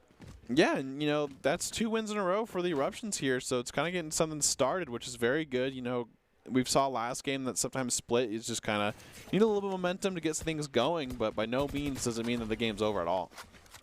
Well, they're going to be able to do a full buy here. Leaves the question for the Drought. If the Drought still had barely enough for a full buy here, that means they're going to be forced to a half buy next round if they haven't done it this round already. Does look like they still have Vandals and Phantoms, though, as Orthodox has a Vandal here. Going to throw out that Ice as Vega tries to push up there. Nice camera placement, yeah, I like that too. a lot. I like that. No charges left. Although Orthodox is just using a lot of utility, making sure that nothing can happen mid here. Vega is actually going to, looks like he's going to go through sewers now to rotate over to A. Seems like that's the whole plan that the team has. Yep, and, you know, just like that, we're going to see the Eruptions kind of all rotating to A, which seems like no one's really on site for A, so they could just kind of go through and take this entire thing, and that's exactly what they're going to do. Yeah, closest one is Devin, and he's going to be smoked off completely. That's a very fast rotate. I like the play there. It's down to 4-4. Oh, here we go. Here goes Showstopper. There were 3 available. But unfortunately, through the smoke, it just isn't aimed quite yet. The res is going to be used. Devin taking a few shots here and there, but has managed to get res, which is the important thing. Yeah, so here comes the... Does his teammates need to kill it? Okay, there we go. Another Showstopper being ready to be used. It's just going to be taken out before he can use it. Oh, I love hearing the blast packs and just insta-dying there. That is so funny to me. So as much as you have been playing up the Rays here, Red Hots, when the Showstopper's finally brought out, unfortunately, it whips. Yeah, I will say, Romano's is pretty unfortunate just because they had to kind of guess in the smoke, and they chose, you know, maybe to the right. Ended up playing well. Boof also got pretty unfortunate. Drops the blast pack, gets hit by the Cypher trap, and then, you know, it doesn't work like you can just keep going anymore like this, and now they just know where they are, and they must have just jumped out and then just got, you know, basically shot through the smoke, and that's just quite unfortunate. Stay safe. But a great job by Eruptions nonetheless, and it's 6-3 now. They're doing a great job. They can all kind of of a sudden, get 3 rounds, wins in a row. So now this is the point where it basically has to force, you know, either that. They still found a way to afford some Vandals here, so still a full buy for the Drought. But you just bound to have a lot of credits when you get 6 wins in a row, so a lot to eat away with the Eruptions here. Gets hit a little bit. Yeah, just with 30 the damage to grenade. him, though. Gonna throw out the blinding. Does pick up a few there. Is gonna go around and take out Romanov. Wow. Also eliminated by Boof. It's now 3-2, and Boof now picks up a double, looking for a triple, and indeed finds it. And that was a 5-for-0 that round. Oh my gosh, Drought was really ready for that play. They just kind of knew exactly what they were going to do and just played every cross angle. And that was a really crucial moment for them because 3 losses in a row, you know that their econ was being done. You can see right there 50 credits for one of them. So that is so important that they were able to pick up some wins now. And just like that, 7-3 on the side of Drought. And, you know, we've kind of seen this. It looks like some teams will kind of lose a round or something like that, and then they'll just go, okay, guys, we're going 4B. Like, we're just going to rush through B Garage, and let's see if we can take it. And it's kind of hard also, though, because the Eruptions don't have a stage. And sometimes you can kind of see that B, you know, that B rush with that, you know, the sage wall onto it, so they don't have to worry about that one angle. But unfortunately, they don't have it. And they do have the breach ult, though, and I'd love to see them kind of coordinate something with that. Well, they're also going to use the knives right away for DRW. Cruz once again just kind of holding this angle. Looks like their dog gets blinded there. It's just going to go out there, unfortunately, though.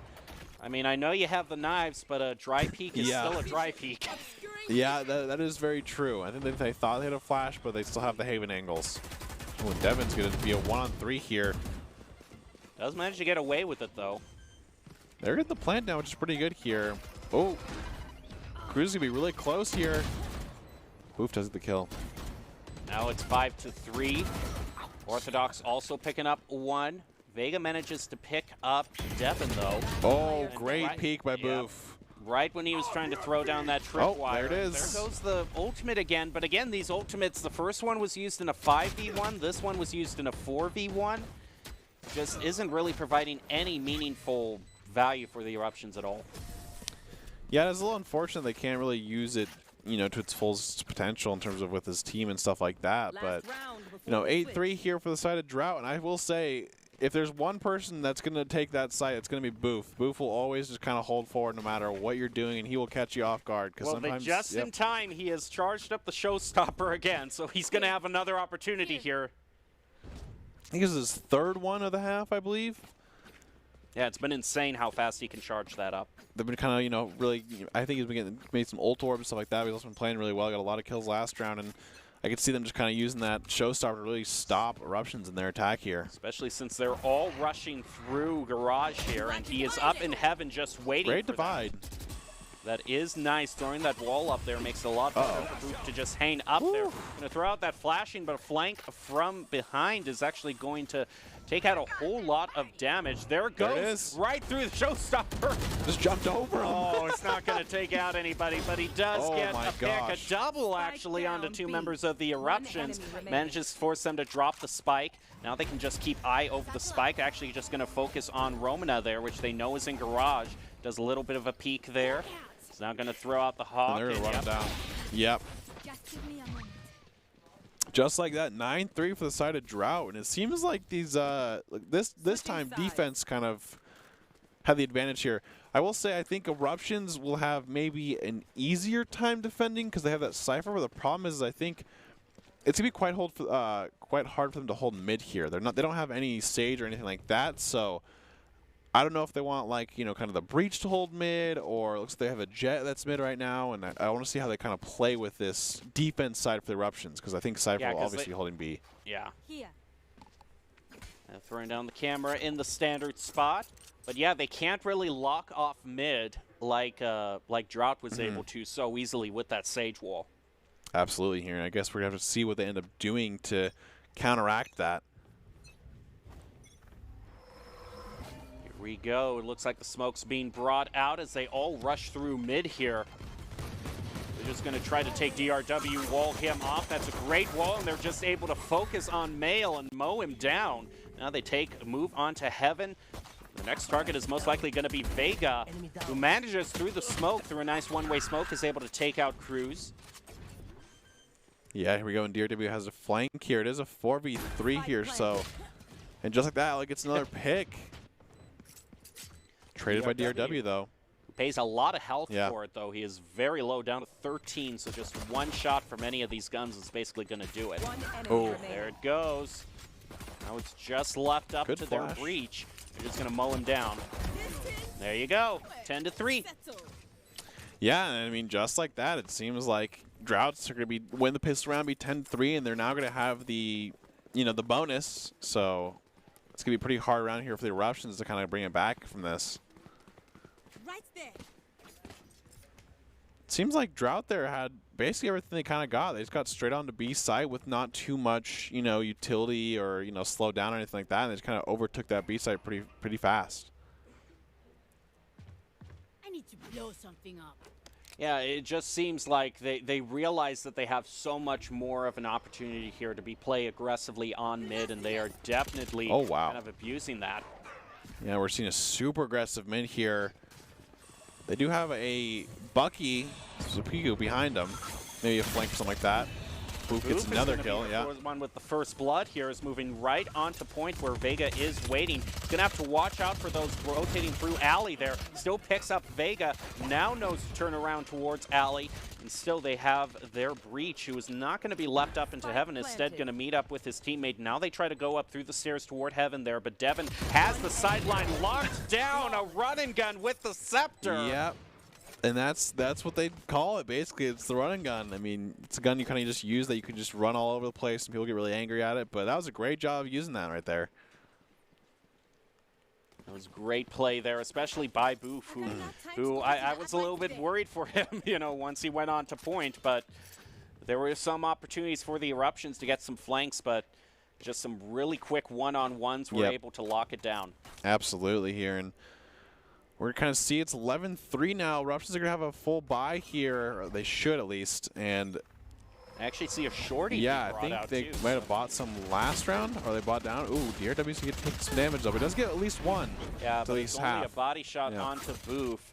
who manages to heal up readily. They got both a Sage and a Skye, so a lot of healing available to them. Meanwhile, a bit of chip damage against the Eruption's Jet here.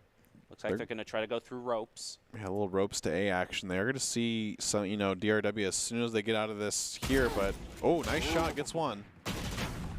Oh, Romana with another shorty kill. Oh, tries to wall off but gets caught off mid. Wow. Oh, and the shorty to close it out. We've seen 3 shorty kills this game, which I think is the most we've ever seen, really. Yeah, it is surprising seeing the shorty be brought into the fray this much. That was a great play by Ellie, though. Knew he couldn't reload in time. And unfortunately, in the midst of the wall. Yep, and now it's going to be 11-4, I believe. And Eruptions have a full buy. It looks like both teams kind of have full buys here, so this would be a big round for both teams to kind of see what they got going on here. Blast pack, yep, going quick. Gonna go quick, just basically smoke off all the sight lines there. They're 5-man in this. They're going to throw out a bit of util to try to get some more information up into heaven, and now they start to peek through. Vega holding this door with the shorty again. Will he manage to pick up another? Cruz getting the first blood right now. Spike planted. Yeah, we have a 4v5 here. Flash, then Cruz knows at least there's one of them there.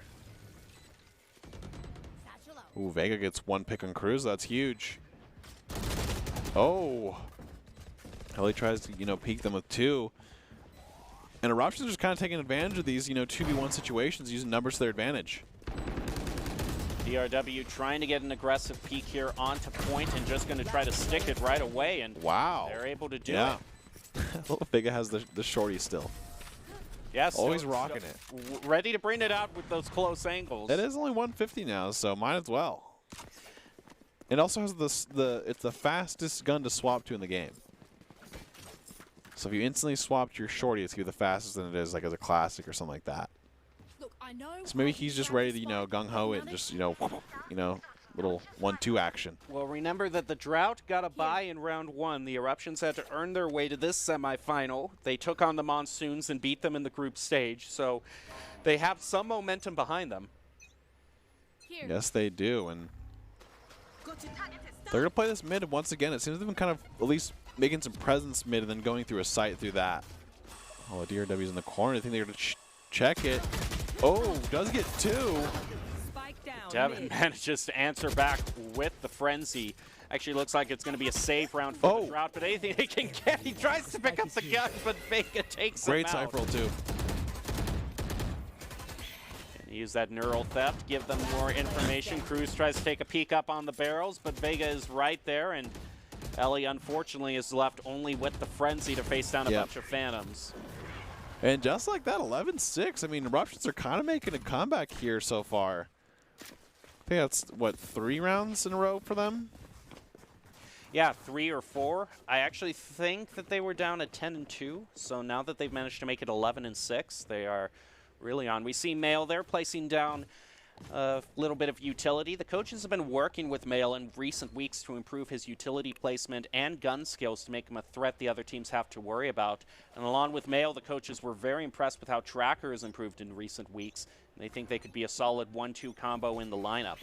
They're certainly being a threat right now as and Boof is going straight on the site with those blast packs. Really enjoy that. Okay, we do have a breach ult here. Really good angle for that too as well. I think you just have to wait for the rest of the teammates to get there, and they can have a huge breach ult on this side for retake. Spike planted. Yeah, just gonna have to make sure. That, there we go. Now we'll see. Now we'll see its full opportunity, and Boof plays off it with a double. Actually, he's gonna play against it with a double. Oh, Boombot kill. Back. Boombot is gonna take out Cruz. That is 3-3 between both. Empress procced by Ellie. Another trade between the two. Empress still. Oh my gosh. Very barely Mayo manages to take it.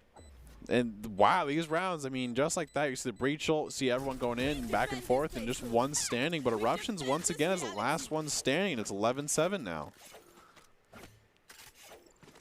That was just a very chaotic round between everybody there. Boof had a great spot right there. Did not get hit by the breach ult, just gets 2. and really helps, you know, try to get that round. But unfortunately, that wasn't enough to win the round there. Still a lot of ability to make some plays here. Vega throwing down a few tripwires. Yeah, it seems they've been really working that A side as of late. But an op here from DRW playing a pretty aggressive angle. Does get one. Oh, and the dash does go through enough. Does manage to escape just barely. It doesn't look like that's going to stop push from the drought here. They're still going to try to rush up through with the showstopper up into heaven. It's going to chase after him and take out DRW. And a grenade kill, but you know, rebuttal from Romana though. Oh, and Mail was in the corner for so long. That was insane how long he was able to hang up out there. Does get one. Top shot from Devin. Trying to hold down another angle here through heaven. He does have plenty of time. That's the one thing he's got going for him, and it looks like he's going to realize that. Actually going to go back into spawn. He's going to throw the op out. Okay, good. Yeah, they threw the op out of the map. They don't want the team to have it, which is a fair play, honestly. Yeah, and he realized he has a Spectre here to still play. Forcing the other team to rotate around a little bit. It's going to try to catch a little bit more of a flank. They don't really know where he is. Now we're down to about 30 seconds. That's about as much time as you can have to rotate. 30 seconds left. Looks like he still wants to kind of commit to B here. Trying to find out their breach. Does manage to get him. Now it is 1-1. Picks up the Vandal as well. He doesn't have enough time, though, to go over to A. He's got to find. He's got 13 seconds left, but Romana does have the showstopper.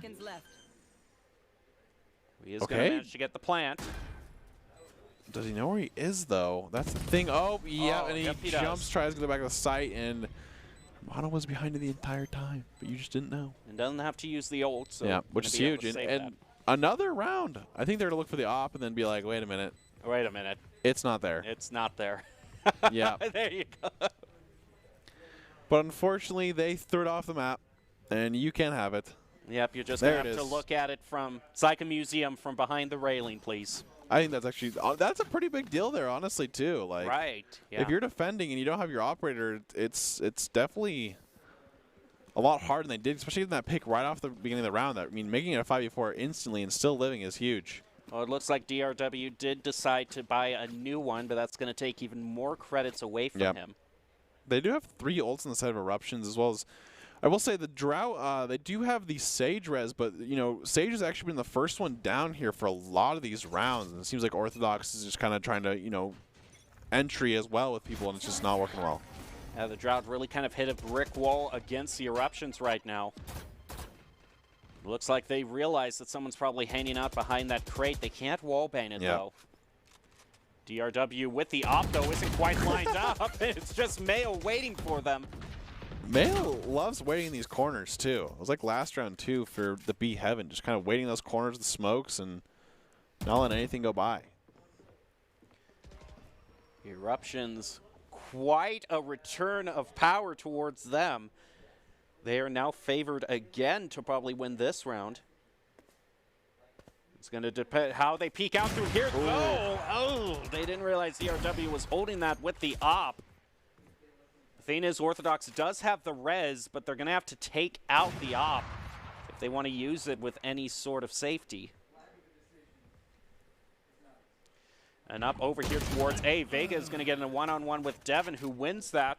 So going to even it up slightly. Actually, look at the huge play there from Ellie, being able to get a double. That's going to allow the res to go through.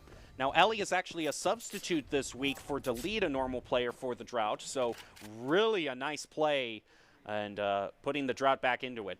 Absolutely, and this will be a huge round because once they win this round, it finally puts them at game point. Rob started the plan down, though. Or sorry, the Drought. It's going to force Romana to, unfortunately, not going to use the showstopper this round. He's going to have to peek through this Astra smoke, and Devin and Orthodox just have the angles held down. So the smoke should be going down soon. And slowly going to make this, you know, Romana's slowly going to make their, rounds up. And does actually saw the classic, though. Okay, yeah. I do like the play throwing out the satchel to try to buy yourself some more time and maybe get a little bit of chip damage here. And just like that, it is 12-8. This match point for Drought after being at 11 for it seems like quite a bit there. Probably 5 rounds or something like that. Looks like we might have a timeout here. We're just going to have to see. Okay, so DC happened. So they're just going to have to wait for that to kind of reconnect and then go again. And, really close map. I mean, it's honestly kind of like just like last game. It really is. Right, it's kind of like a rematch, but 2 different teams. I mean, they were dominant in the beginning. Next thing you know, 5 rounds go to, other team. And the next thing you know, it's just 12-8. Well, the Droughts still have a great opportunity to win here. They're going to have a lot of rounds to just get one more win. They've been telling us they feel that they can beat any team on any map, with Breeze being the one exception. So maybe that'll be brought into the mix of the finals if the Drought move on here. But right now, Eruptions are going to have a lot to work with in terms of ultimates, and they're going to use the first one, DRW. They want to hold Drought to no more wins. DRW trying to hold down mid here. Oh, and just like that, it's DRW with the great knives to stop Boof, especially since Boof is such an aggressive player for the Drought. And the top fragger for the Drought, so that's a great first blood for the Eruptions. Cruz is going to try to go through B here. It looks like all their members are just kind of split up through a split push here, trying to just get some sort of pick to even it back up to 4-4 before they make their next move. Throughout the blinding does there, get 2. more knives, takes out Orthodox too. And Orthodox can't res for, again, they keep finding Orthodox, so they can't get that res off. I have the spike. Ellie picks up the spike. DRW is very low on health, so despite the knives they still have, that could be the first pick that the Drought gets. Knocking them. Oh, does have knife. Oh, just barely misses him. Unfortunate, but still managed to pick up 2 with those knives. Eruptions still have an 30 advantage. seconds left. 4v3. Mail gets 1. Mail once again playing these corners. It's great. Spike down. B. Spike dropped again. It's all up to Devin, but Vega with a flank and a Showstopper was popped, by the way. Yeah, it was from the Drought. Just to make sure, really probably confirming that round. I think they popped it as there was 2, and then as they popped it, 1 went down. So I think that's still fair. And 12-9, I mean, Eruptions are just slowly making it, back and crawling back more. But, Drought just need 1 more to kind of end it all. And it seems like the mid start of these rounds have been a really big contribution. Like we said, we've seen Orthodox go down quite a bit, mid at least, and it's really hard. You don't have the Sage utility or anything like that, especially for healing and anything of that nature. So that's some kind of starting. Vega has a really cool smoke there. Dog thrown out through garage is going to manage to hit one of the Eruptions as Vega is now holding down B. Going to try to peek out here through his one-way smoke. There's the wall coming out. Sage wall thrown up to get them onto point, a little bit safer. Bit of a trade there, brings it back to 4-4. DRW very low on health at 11 as it's 3-3. Orthodox able to pick off Mel. And that's probably going to be it. 3-1 with just 11. The Drought still managed to pick up the win, but what an insane rally from the Eruptions. They really made it a lot closer than we thought it was going to be early on in this game. Well, if you want to be seen by expert college recruiters, talk directly to esports industry insiders like pro athletes, team general managers, and game producers, then join the club. Esports Tower players get insider access to industry insights, and with our featured Rumbles, recruiters are taking notice too. It's a great way to score exposure if you're looking to start your path to pro or land a collegiate scholarship. So now we can take a look at the bracket and the overall standings after that game. We saw the first semifinal, the Drought versus the Eruptions. It looks like the Drought are going to be moving on. So now it is going to be the Infernos versus the Floods next to see who joins the Drought. It's going to be a very tough finals game. Semifinals have got to earn their spot. So who's going to meet the top team? We're going to find out very soon. Almost wrapping up the group stage of the Week 2 Rumbles in Valorant. So we'll see who meets the Droughts in the finals right after this. Don't go away. We'll be back with the final game of the day.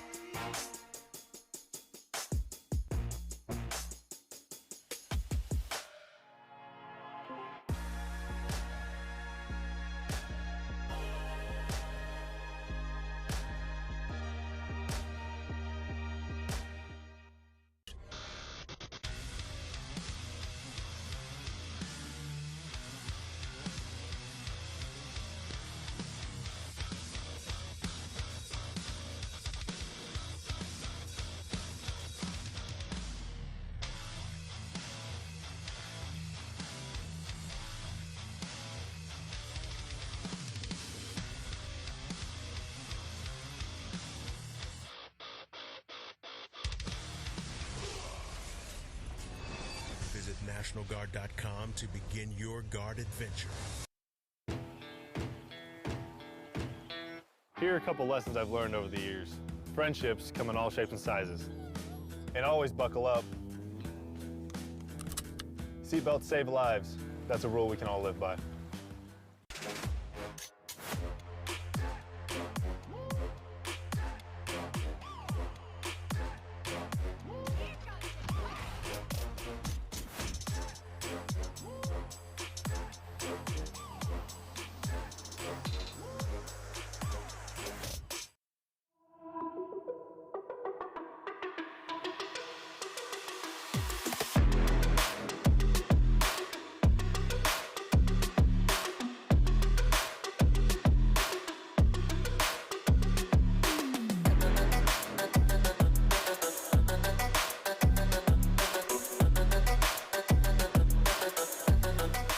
Welcome back to this broadcast of Esports Tower Rumble and Valorant, broadcasting you from the Boise State Game Pants Esports Arena.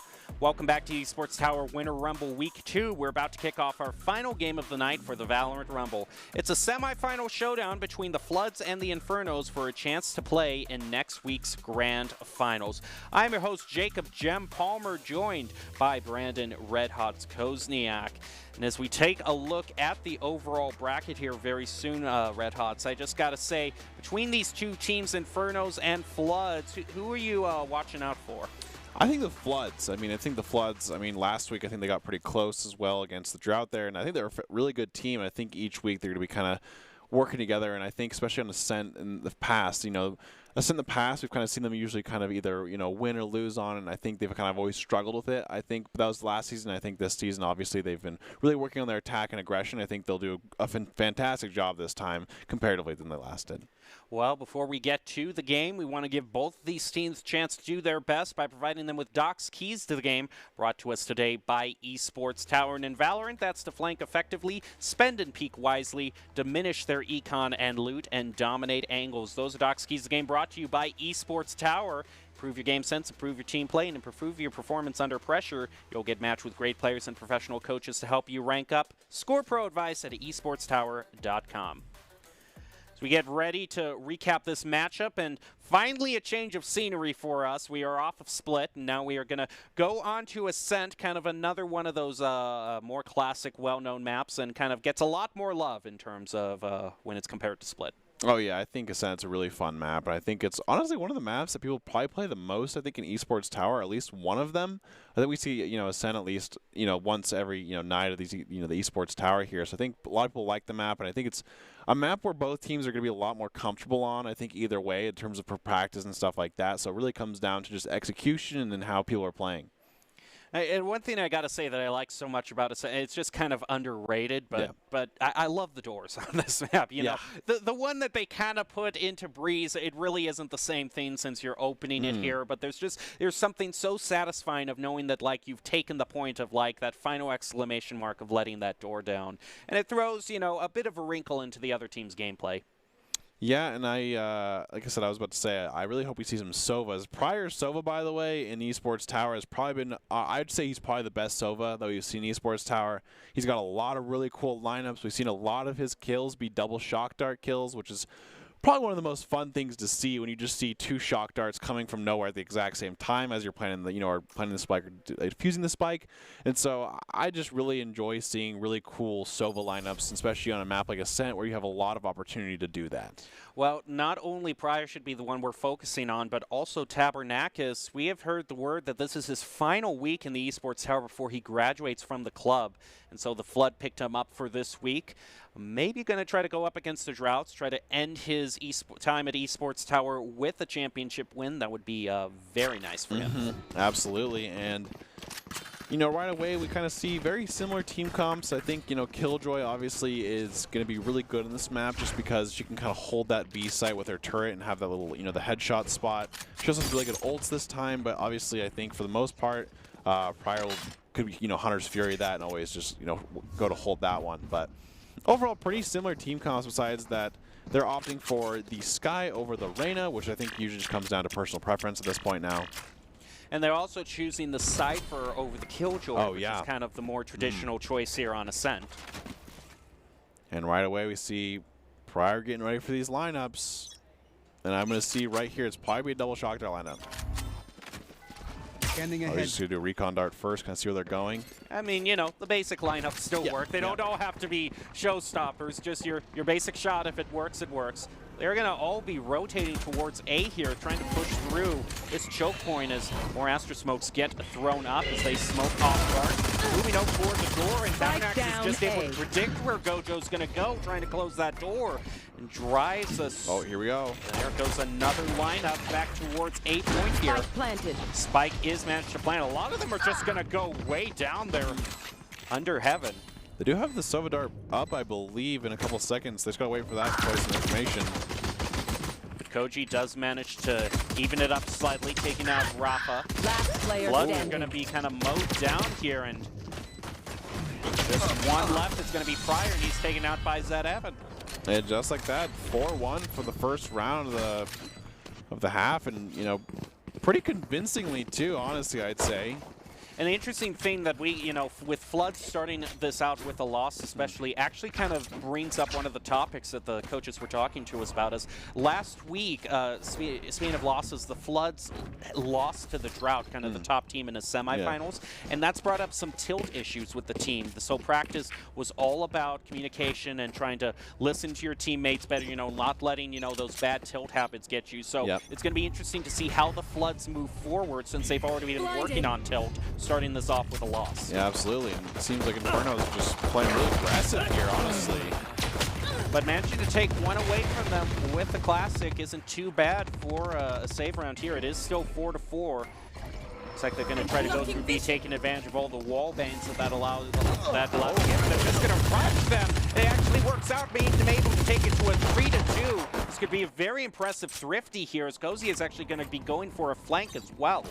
Pryor also doesn't have a whole lot of health left. Is going to have to contend with that Killjoy turret that is set up. Just trying to look out for the lineup on that. Kinetic being able to draw it toward a triple.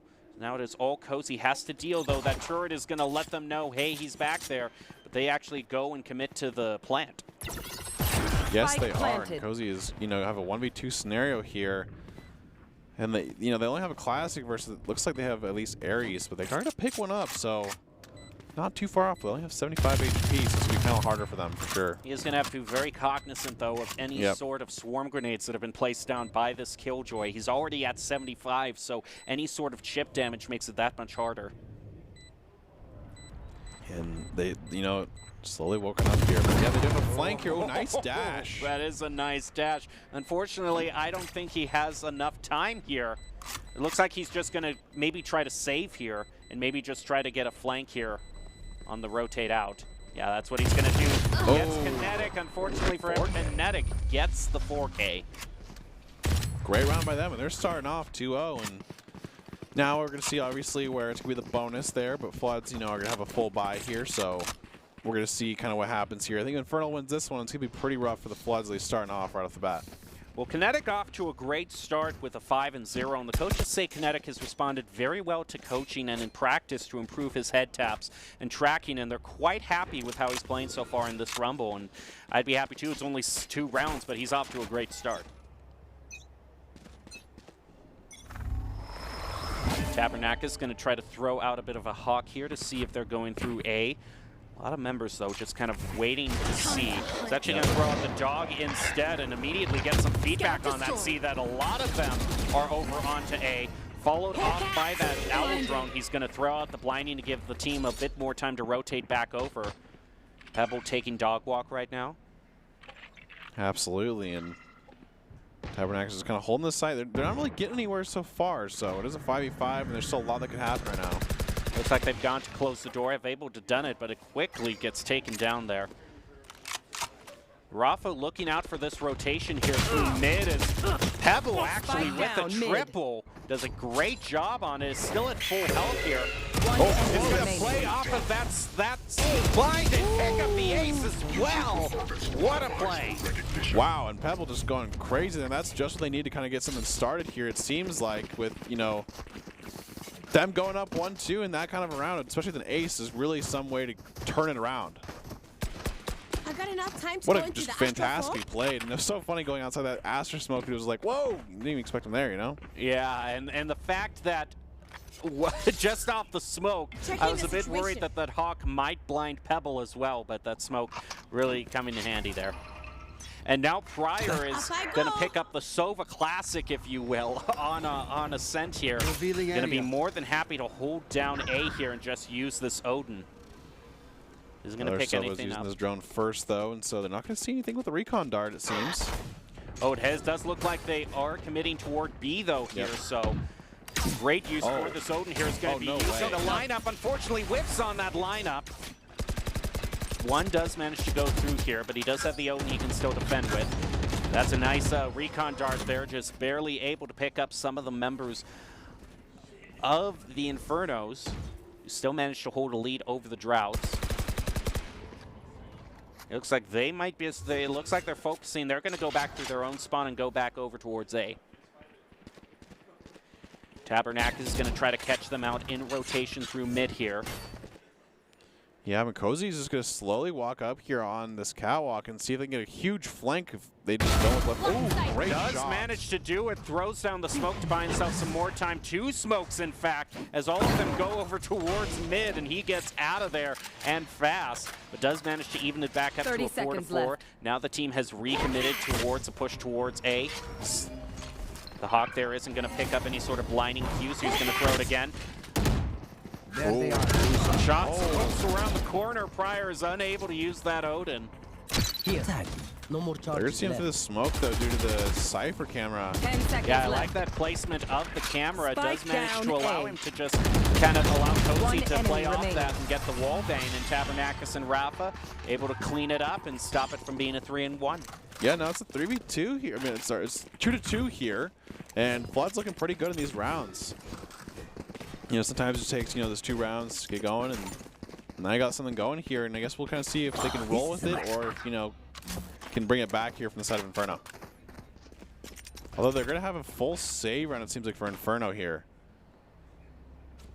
Yeah, it looks like they are indeed Ooh, committed for the that. operator coming out for Cozy. Ooh, now we're going to see some huge plays made. It looks like they're still going to mostly out of do my way. actually a bit of a split push here towards A and B, and they're immediately kind of going to smoke off main point in A there. Cozy starts it off with that off play onto They're Vipers. concussed. Tabernakis also manages to concuss one of them through the dog.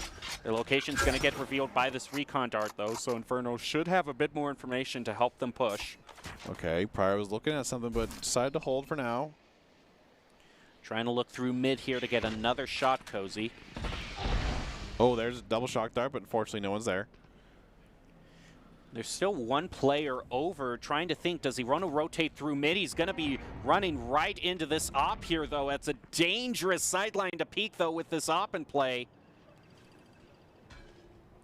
He's just hiding behind the wall there. But he doesn't realize that mid is pretty closed off. That's some great play, though, off of the Astra there, taking Cozy out of the Yeah, equation. and that's a great job because they know you have an operator, right? So they got to Yep. smoke that off to make sure they can at least get mid Look and out. now push through. Blinded. Does manage to get a blinding. Pryor Oh. does get some mileage out of this Odin, but a shot back from the Sheriff is going 30 to take seconds him out. left. Flood still have advantage on this, 4-3. Tabernakis trying to take a few peeks here through Garden to play off his teammates. They're going to play through the crossfire here. Gets one. Ooh, that's great crosshair placement. Absolutely immaculate from Pebble there. And Tabernakis picks up a 2 after that, and Floods now go back into the lead. Yeah, Tabernakles get really low there, but that was a great crossfire set up by there to make sure that Garden is basically just unreachable. And 3-2 for the side of Floods, but this time Infernos are going to be able to full buy as well. And, you know, the prior Odin's been, you know, pretty interesting to kind of hold that B site there with the Sova and just kind of just waiting for the cheese to happen. You're going to see it soon, I'm telling you. But basically, all Heading of to the above. for the Floods, all of the unique picks that you have are done now. You've got the Opt for Cozy, you've got the Odin for Pryor. And Connect just doesn't have enough credits to get an Opt for themselves. Cozy is just waiting here through mid, is going to get immediately smoked out, has to reposition here. That's just a great job, though. Getting that op into an Here. uncomfortable spot is just always good for you because now look at they're just getting smoked everywhere. They just kind of Yeah. feel like they know where they is all the time. Pavel's going to get the first pick there on Vipers. Answered back by Koji. It's now 4-4. It's Flabanakas from Dogwalk. Throws out a bit of util. Oh. Pryor with the Odin with the wallbang onto Koji. Each team has been answering each other. But now without the Astra, Cozy is probably going to be able to make a difference here with this op now that all the sightline blocking is gone. Absolutely, and we do have the Seekers out as well as the Killjoy ult out, so I could see them, Inferno's kind of setting up for a Killjoy attack here. But unfortunately, right now, it seems they're kind of staggered.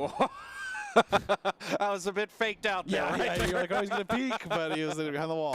There's a peek that Cozy was waiting for and manages to find it. And he drops the spike as well, so he knows the team is going to be forced to go over there. As Seekers are thrown out by Floods to give even more information for left. Cozy to get those op. Gets another one. There's just one left for Kinetic. Okay, now they know where the last one is. Okay. Another op shot is able to get it. He tries to wallbang there, misses Kinetic again. And Rob is there picks it to up. shut it down. But even then, you know, they had him all surrounded. There was only 14 seconds left. So. Yeah. I know, it kind of seemed like it was going back and forth there. You didn't know which was going to truly happen, but they just kind of held him in different angles. And So it's going to be a very interesting question because you kind of have the main pick that you want, you know, for Cozy, you know, trying to take him out of the equation, and in that, him being such a threat, you have the counter pick that the Floods want to get onto the Infernos by taking out Koji. Once all of that Astra sideline blocking is gone, Cozy can have free reign of this map. Absolutely, and see, there's, you know, Floods at this point now have 4 ultimates, and great pop flash there from Tabernacus, but unfortunately doesn't find any. Oh, Hunter's Fury being ripped here. Yeah, that's quite... Oh, does get one. Great play taking Vipers out of the equation. Interesting by Tabernacus, he uses the wall ahead of time, and then basically instantly just destroys the wall so that they know that even if they do go A, they can't use that wall at all. Pebbles holding down mid here as a rotate out, just a bit of a jump there to kind of bait out some shots. They're going to throw out the dart. Kind of get some information on where Pebble is exactly. Trying to do some wall bait toward the crate, but Koji with a well-placed headshot evens up the 4v4. Nice flash. What a flash, and the Odin is just gonna... Oh, I'm sorry, I thought that was... It was. It's still got a spray transfer, and that's great job by Pryor. That's the Odin kill I was looking out for. And Cozy also with the final op shot, bringing Floods up to 5-2. Tabernacus had an insane flash there. That was just crazy. Flashed basically all 4 of them. Yeah, all 4 of them peaks and gets 2 of them on its own. They had no idea. And he just walks in the corner and just flashed again and then flashed one more time. That was a fantastic job by Floods. They had Pryor, you know, flanking through spawn that entire time too. Right. Let's see now. We have a question for you, Red, actually. Do you want to answer that, or? Yeah, one more. Okay, just one more. Yeah, and this is looking pretty good here. Tabernacus is going to preemptively destroy the door. That can be an interesting kind of move. Oh, Vipers just pushes through that. Yeah, but he plays himself into a dangerous position by doing that. They don't have the Hunter's Fury for this actually, so the Killjoy ult is going to go off all the way. Whoa, running right past him through the smoke is able to take out Koji. Oh my gosh. Now that opened things up for Cozy a bit on the op. Now they're going to see the drone here looking to play off that. Pebble does see one. Empress also popped there for Infernos. Cozy gets another one. Now as they're flanking through Garden, that's going to pay huge dividends as Cozy picks up another one with the Phantom. They're going to try to start defusing or at least baiting out this Evan here. He peeks out and Cozy picks up his 4K. Yeah, I mean, that was... Cozy did a fantastic job. I mean, they were playing in heaven there. And next thing you know, Cozy's just playing that flank angle there from Guardian and just wiping at least 4 of them and did a fantastic job. Also, a lot of ults used, which we really like to see, especially that Cypher ult. We don't want to, like, you know, hold that. We've seen that round sometimes where it's held for, like, you know, 5-6 rounds. So, love to see that. Now, interesting play from Kinetic was actually eyeing up that judge there. So, I think, yeah, it's just going to be a thing where I think they're going to try to go through B and try to get a few cheeky judge picks. The problem is that Pryor still has this Odin. Yeah, and he's just been doing a great job just spraying through and at least stopping pushes, right? I mean, just when you're getting sprayed through the wall from Odin, it's really annoying to just kind of even try to push through because you can sometimes just take stray bullets for no reason, like this. Yep, there you go. Did a lot of damage there. Quite insane, and Now the problem is like, do they still go through? And then he's just going to go right through here, pick up another wall bang onto Koji. He's going to throw out a few shock darts, and that's a lamp. Cozy with the Get the second one, though. Are you kidding me? He's that good. Cozy also taking a bit of an off shot here. Pryor's going to get eliminated, though, not too soon for the Infernos. And Viper's picking up a double there onto Cozy, but Pebble was cleaning things up, taking out Vipers. It is all down to just one here. Ooh. And there was another great use of that Cypher to know exactly where they were. I will say, Rafa's camera is really good there. You just place it in the top of the entrance there, and he actually doesn't use the left click until the very end there because he just wants to use it for information, and usually, you know, it wasn't destroyed either, so I think you just kind of hold it there, wait for everyone to pass it, and then at the very end, when it was just the kinetic alive, he, you know, pings the kinetic, and then they obviously can see where he is in the kill. Very good job by the teammates, also picking up that Odin and Op, so it doesn't put a dent in any of Flood's econ here. It's 7-2 for the side of Floods now, and seems like they're already getting things going as well. Rafa once again just kind of holding this camera well, and Cozy has 12 kills at the moment here. Cozy is just holding down mid here with this op. Might want to watch out for them, though. They're about to peek through. They're actually going to be throwing out that owl drone Pryor with another just goes for a very aggressive flank there. Gojo has one as well, actually, so counter Odin him. Now it's 3-3. A lot of utility being used here at this A side. Cozy is just waiting for a rotate, but it's not going to be given to him. There's still 2 members on A for the Infernos. And through all of that util, they still haven't planted quite yet.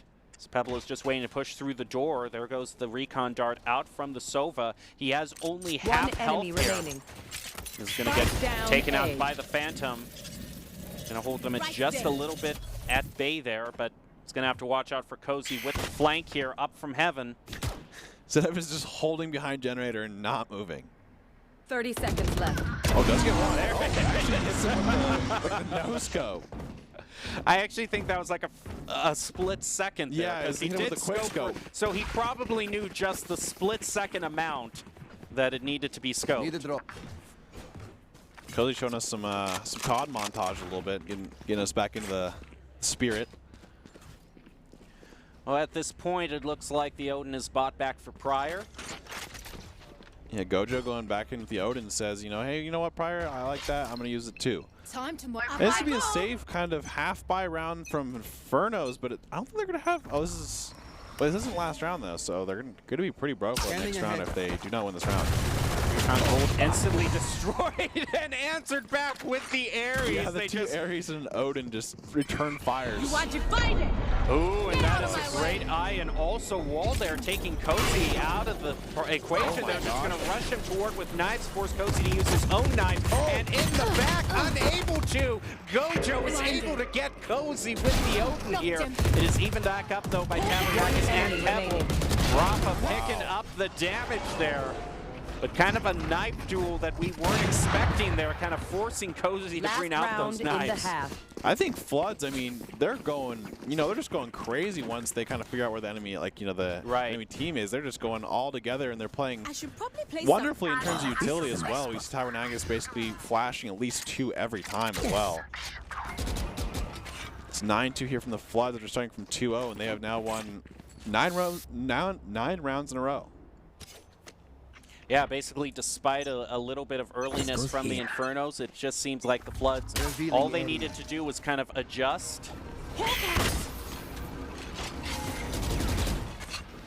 Just taking out that owl drone there. Tabernacle is still holding down B as always. Going to look like he's going to try to preemptively destroy that door as well. Pryor does have the ultimate here. He's probably waiting for them to and just rip it into this small corner. I think he hits 2 of them. Oh, but Zed Evan with the flank just right in his back. Thing is, though, that Cozy knows exactly where he is, just exactly. Is going to be able to stop Vipers there, though. That should give a notice to Zed Evan not to peek out through mid. It's open back up 4-4 between these two teams. Inferno's that was all split up though. And Zed Evan in an awkward position here. Double gets another one. Oh, does find him underneath now.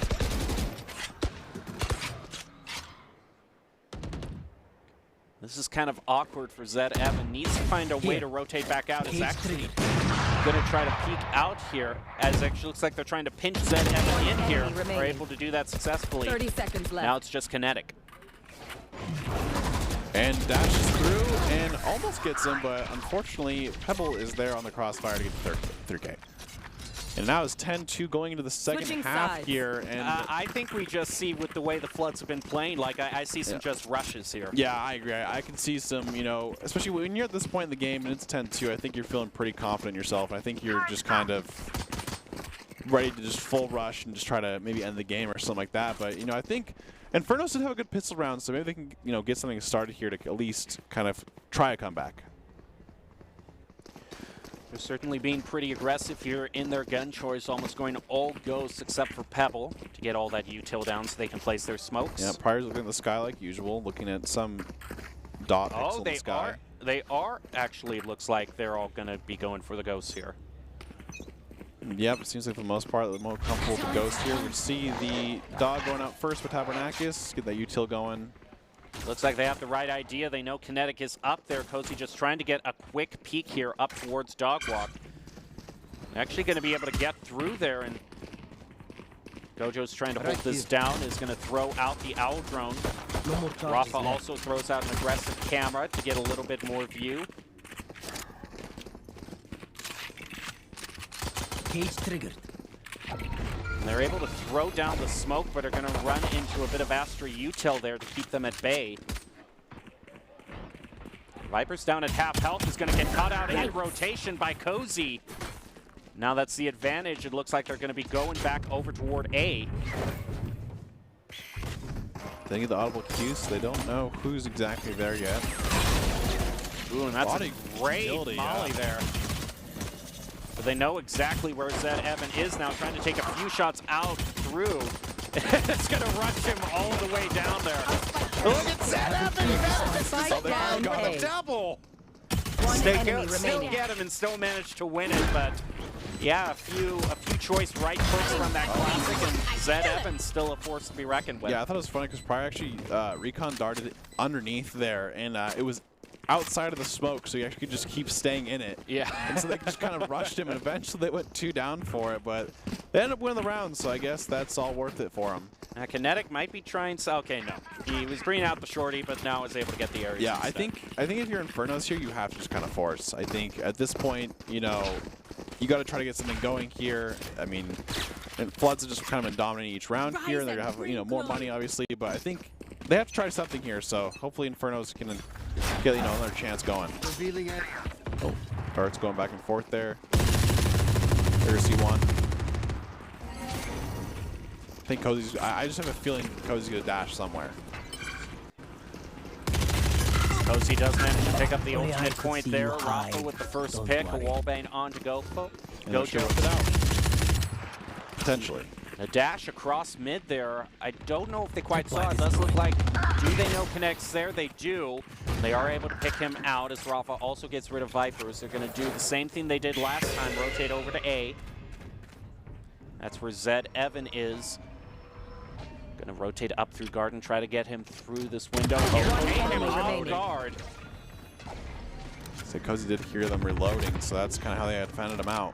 And now they're going to see him in CT here with the Sheriff. Bit of a Sheriff fight between the two.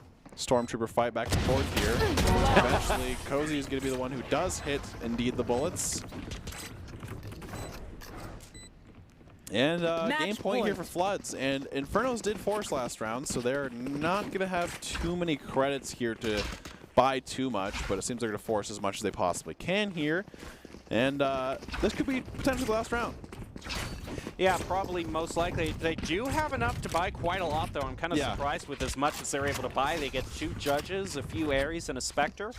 They're not maybe the Judge angle. Yeah, they're really not too outgunned by Floods right now, actually. It seems like Flood's just going to kind of five-man. There's a lot of Astra. Yeah, there's one after the other, but Tabernakis gets the first pick onto Kinetic. Tried to get an instant angle there. What a flash there, and Tabernakis just goes right through him, picking up his triple.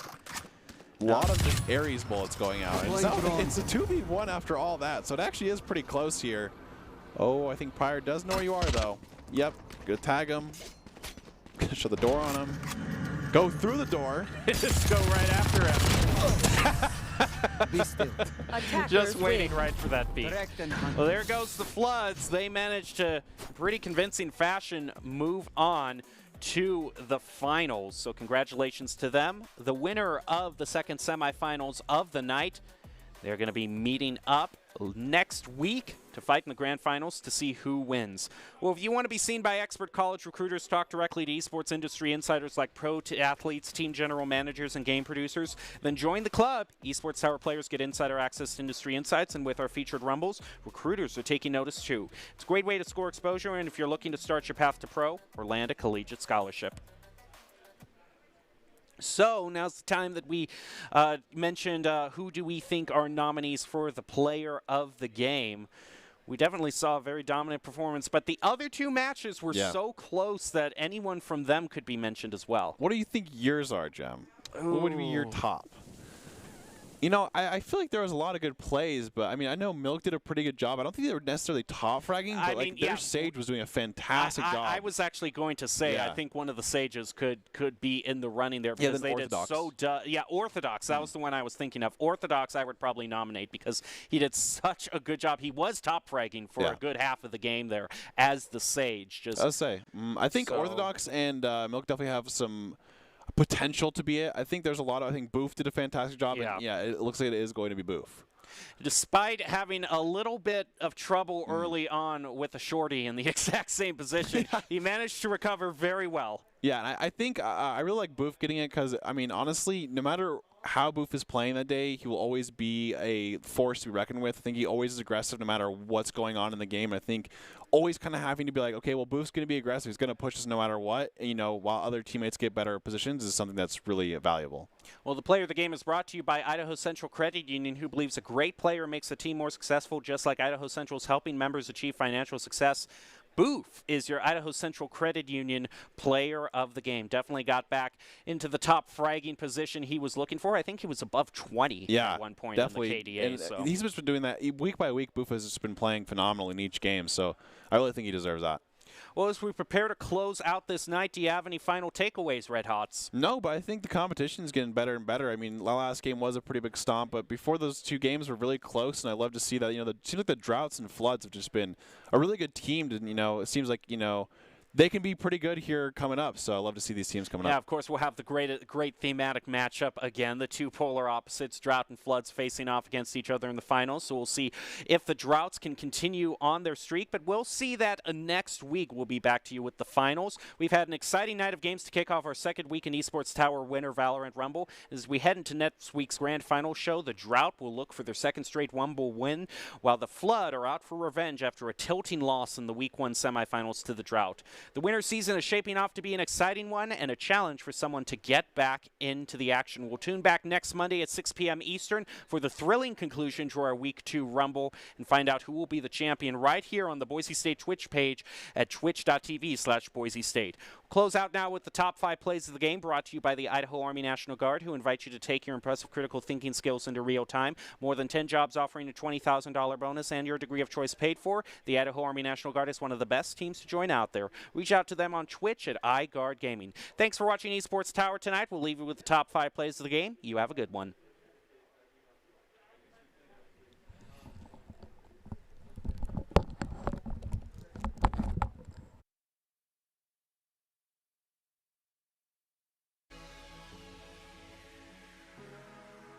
Quickly gets taken down there.